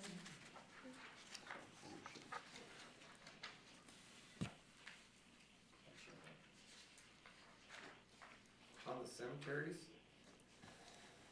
I know that it says, and this is something that we probably need to discuss again, you know, we tried buying that ground from Randy Clark, that abuts to our cemetery over here in Battle Mountain, and it might be something that we have to revisit. I know that we can't pay more than the fair market value, and that's why he didn't wanna sell it, but we don't have a ton of additional space there. So we need to start considering something. I'm not sure if he would wanna trade, this would be a legal question for Ted or something, but I think that it's worthy of us starting to figure out something to start developing for expanding or moving a cemetery and having a second cemetery in Lander County, cause we don't have the space over there. And that grass section's filling up faster Very fast. than you would think. You can exchange property. Yeah, maybe that's something we gotta discuss, because he has that piece of property that abuts it that would be beautiful to add to our cemetery. But I thought we were looking into that. we did, and we made offers to him, none of them. It didn't go anywhere. No, because we can't exceed appraised value. Right. Yeah, if we're gonna purchase it, but if we're going to exchange it, Okay. we can exchange a piece of property that has the same valuation as that property. So this one, as it reads, is still okay? No changes on here, right? Not that I see. Right.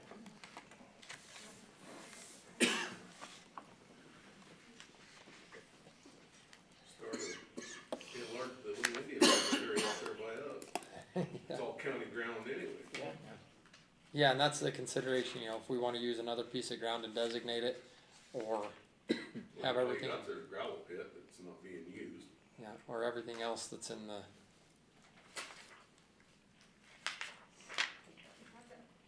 Nice to keep it all together.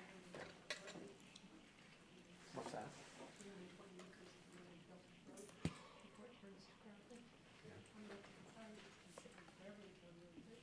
Yeah, if we wanna do something Like that, I'd like to get it, you know, kinda maybe rolling so we can get irrigation in and make it a nice place, you know. Some of that stuff takes a few years to get, some good landscaping, some good trees and, And there is not very much room, and it's amazing just how fast that grass area has filled up.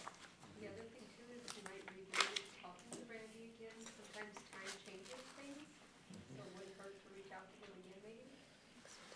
See if he's interested now, and maybe he wasn't back then, but maybe he's more interested now. You might wanna exchange, you might be interested in another piece of He property. might, but also maybe more motivated now to sell it to the county, you never know. He's been trying to liquidate some stuff, so that's why I threw that out there. Doesn't hurt to ask.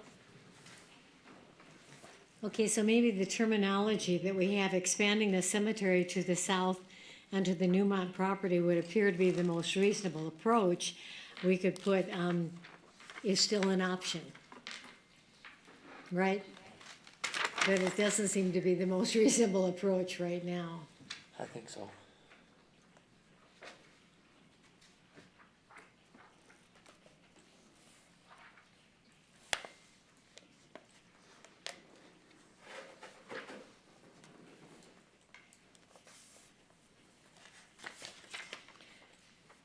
Okay, some of my concerns then go through the next page at 524, if everybody's okay with 523.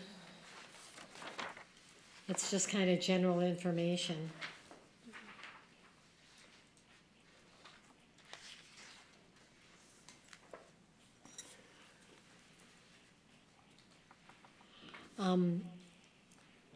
It's just written in there on the first sentence.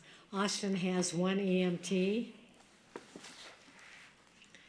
Actually, we have, what, two Two now. full-time.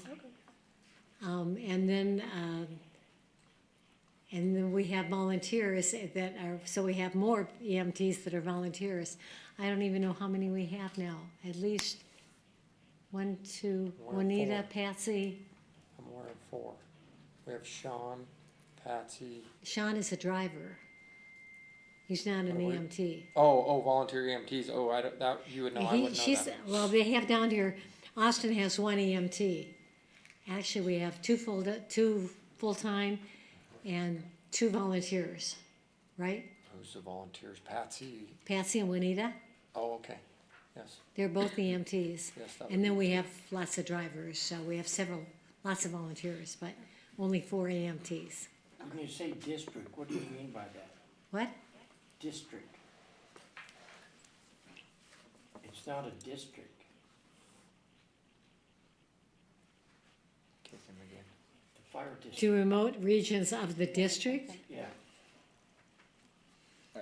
Just say our Austin. EMS district, No, we don't have a We don't district. have those. say We don't Austin. even or have- the we county, don't even have because fire we districts. certainly serve, We're supposed to change the ordinance to make something like that, but we have not yet to change that. Our volunteer fire departments, just say to remote regions of the area. Okay. yeah, we need to take out district because that has a legal connotation Gotcha. that we do not have. Maybe we could put 2 full-time EMTs and additional volunteers. That way, if that number changes, it's not, Yeah, district is used in a couple places, so we have to take that out. Yeah. Okay. Then you'd have to ask Ron, he would have a much better idea on the fire protection down there, because I really don't, or we'd have to call somebody from Austin.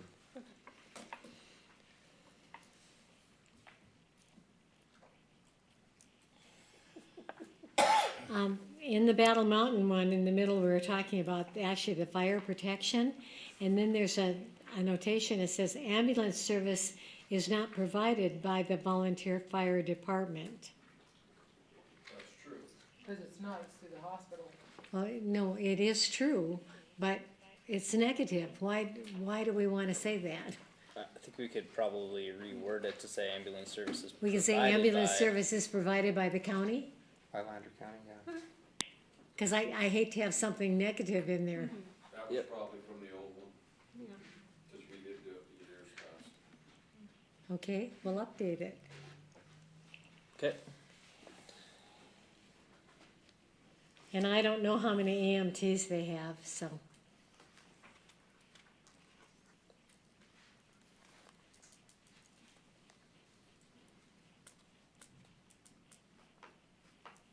I'm not sure about the following, community plans,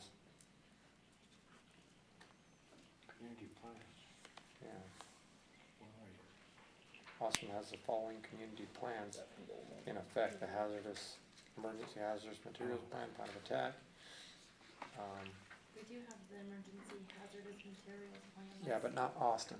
Oh. I think that's, the Lander County does. I don't know that it's specific to Um, Austin. Under the Kingston, we need to update that too. I know they have more than 7 members, but I know we have some new engines in there too. They just got that new, brush truck, so just put a note, we have to update Kingston. And Shannon would be your lady to talk to down there. One call to Shannon and you'll have all the answers. Great. Literally. Magic.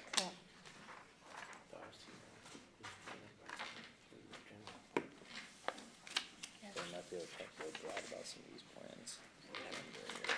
I believe so. So it's just do it just Lander.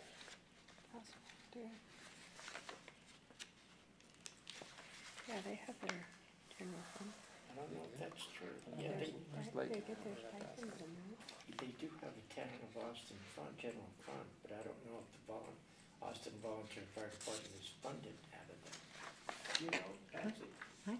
Is the Austin Volunteer Fire Department funded out of the town of Austin general fund? You know, is that where we pay it from? I don't, I think they have their own They fund. have their own budget, Austin does, not Kingston's different. Right. I believe it's funded through Lander County, not the town of Austin, Right, that's is what I'm is what I saying. think he's saying. Well, Lander County puts it in the general fund, so I didn't know if Yes. that's where you But I paid don't it know if we from. put it in Austin general fund. Yeah, We do? I think so. well, I thought you did, but I don't think so. it doesn't, but that doesn't need to be in there, it's not material where it's Yeah. funded from. It'd probably So just better scratch it. Take it out, because I agree with Ron, I think They've got their own budget. they got their own Yeah, they budget. definitely have their own budget, I And just we don't know. transfer it to the general fund. Yeah, they turn in a budget all the time, but I thought you put it in the general fund and that's where we paid it from. Yeah, I But, think at but we don't that- need that sentence, so let's take it out. I agree, it's immaterial, we might as well remove it. Yeah. Yeah. It's paid for and that's all that Yeah. counts. Yeah.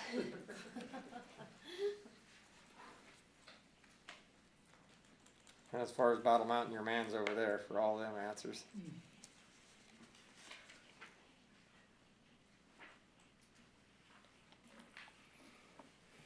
You want this, Unger?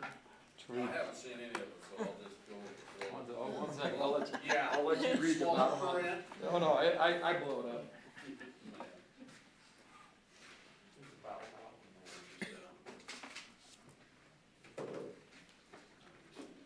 That's your fire protection plan.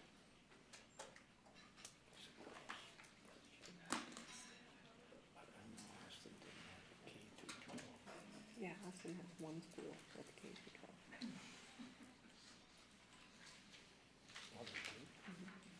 Yeah, one school and it's K through 12. Okay, you'll have to get with me because, the equipment you've got down there is all different. Okay. I thought they were busing you. We only got a couple of pages now. I knew it had to stand out. No, No, you can stand up regardless of whether we have a couple pages or not.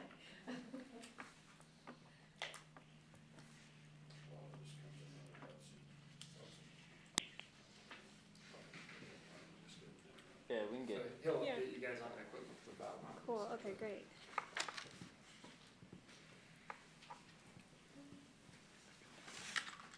And then, we went to a paid service up here for the EMTs and the ambulance, so I'm not sure we're gonna have to get with the hospital on that. Okay.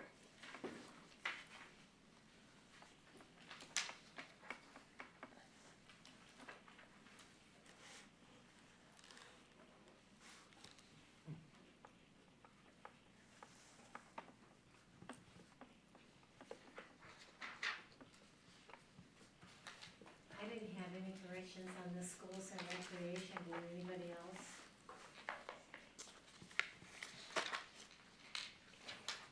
Other than the, No? 6 schools. Oh, yeah, that They was corrected innocent. it. Yeah, It wasn't innocent. said something incorrectly. Yeah, it's been corrected.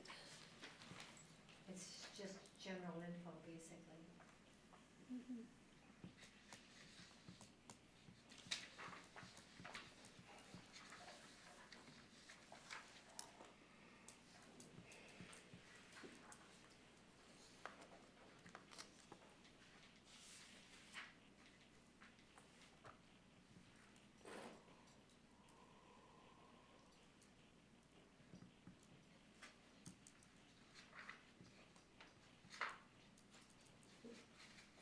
On your improvements to existing water and wastewater, some of those we have done.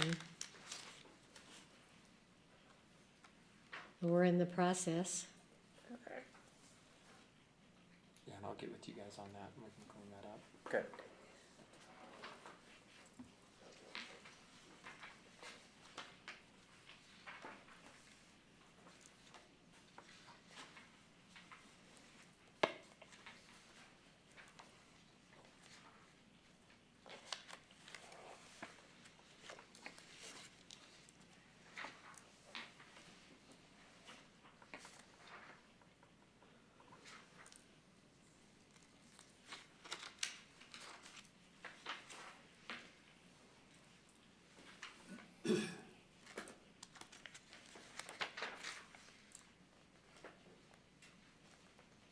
Are you looking at that one, Bert? Where were you at here on the, He said he'd get with them and fix it. yeah, Okay. yeah, there are quite a few changes to be made in there, so. Okay, well So then I'll go through it with them and we'll clean up all the Okay, all the now, improvements. I'll jump to 529 then, under Austin. And that one too, because we also had in there revised Arstic standards push the current level to non-compliance. So along with your update, we have to be sure Yes, that is. that one's out, okay? And on that last paragraph, total cost for all capital improvements would be approximately, so we're revising all that right through there. Cause they say, it's going by a report prepared for Austin in 2013, You have to take out where district. we have done all that, so Okay. that's a little bit outdated, so we'll let you jump in on that one. I'm sure you guys probably just stole that from the engineering master, their water and sewer master plan update that they did. Yeah, I And already s- sent that to them. Yeah. So We could take some of that, like some of the cost stuff. Probably we could probably take out of there. yeah, and I can give you all, where we stand, all the updates and that, that we are current, so we can, we can shed a little better light on some of the positives we've done. Cool. For looking back at all this and reading this now, we have done some good things. We're all up to snuff on all of our standards and. It's things happen. daunting, it really is daunting. And then the Austin, I think maybe we better put former Austin Elementary School, cause it's since been sold and it's privately owned now. Oh, okay.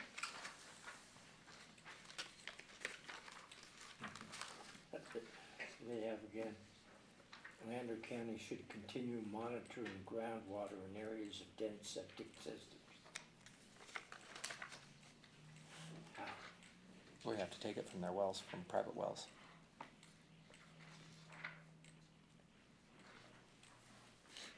We can work with staff and kind of update this based on some of the discussions We'll we've had. clean that up. That gets us really close to the end of this thing. Yeah. I lied to JR this morning, oh, we'll be done in 2 hours. Yeah. And I said, no, you won't. No, you're not. I do. I thought, man, I get to prove Ted wrong today. I was kinda thinking you was feeding me a line when you said that. Full on, but it was innocent.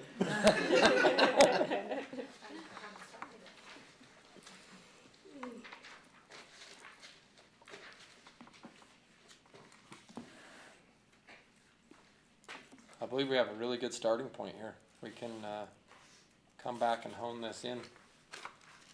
Sounds good to me. The next version will, basically you'll see a track changes, so we'll give you a kind of a clean copy, but you'll see a version that has all the track changes, so you can see all the changes that were made from this current version, so.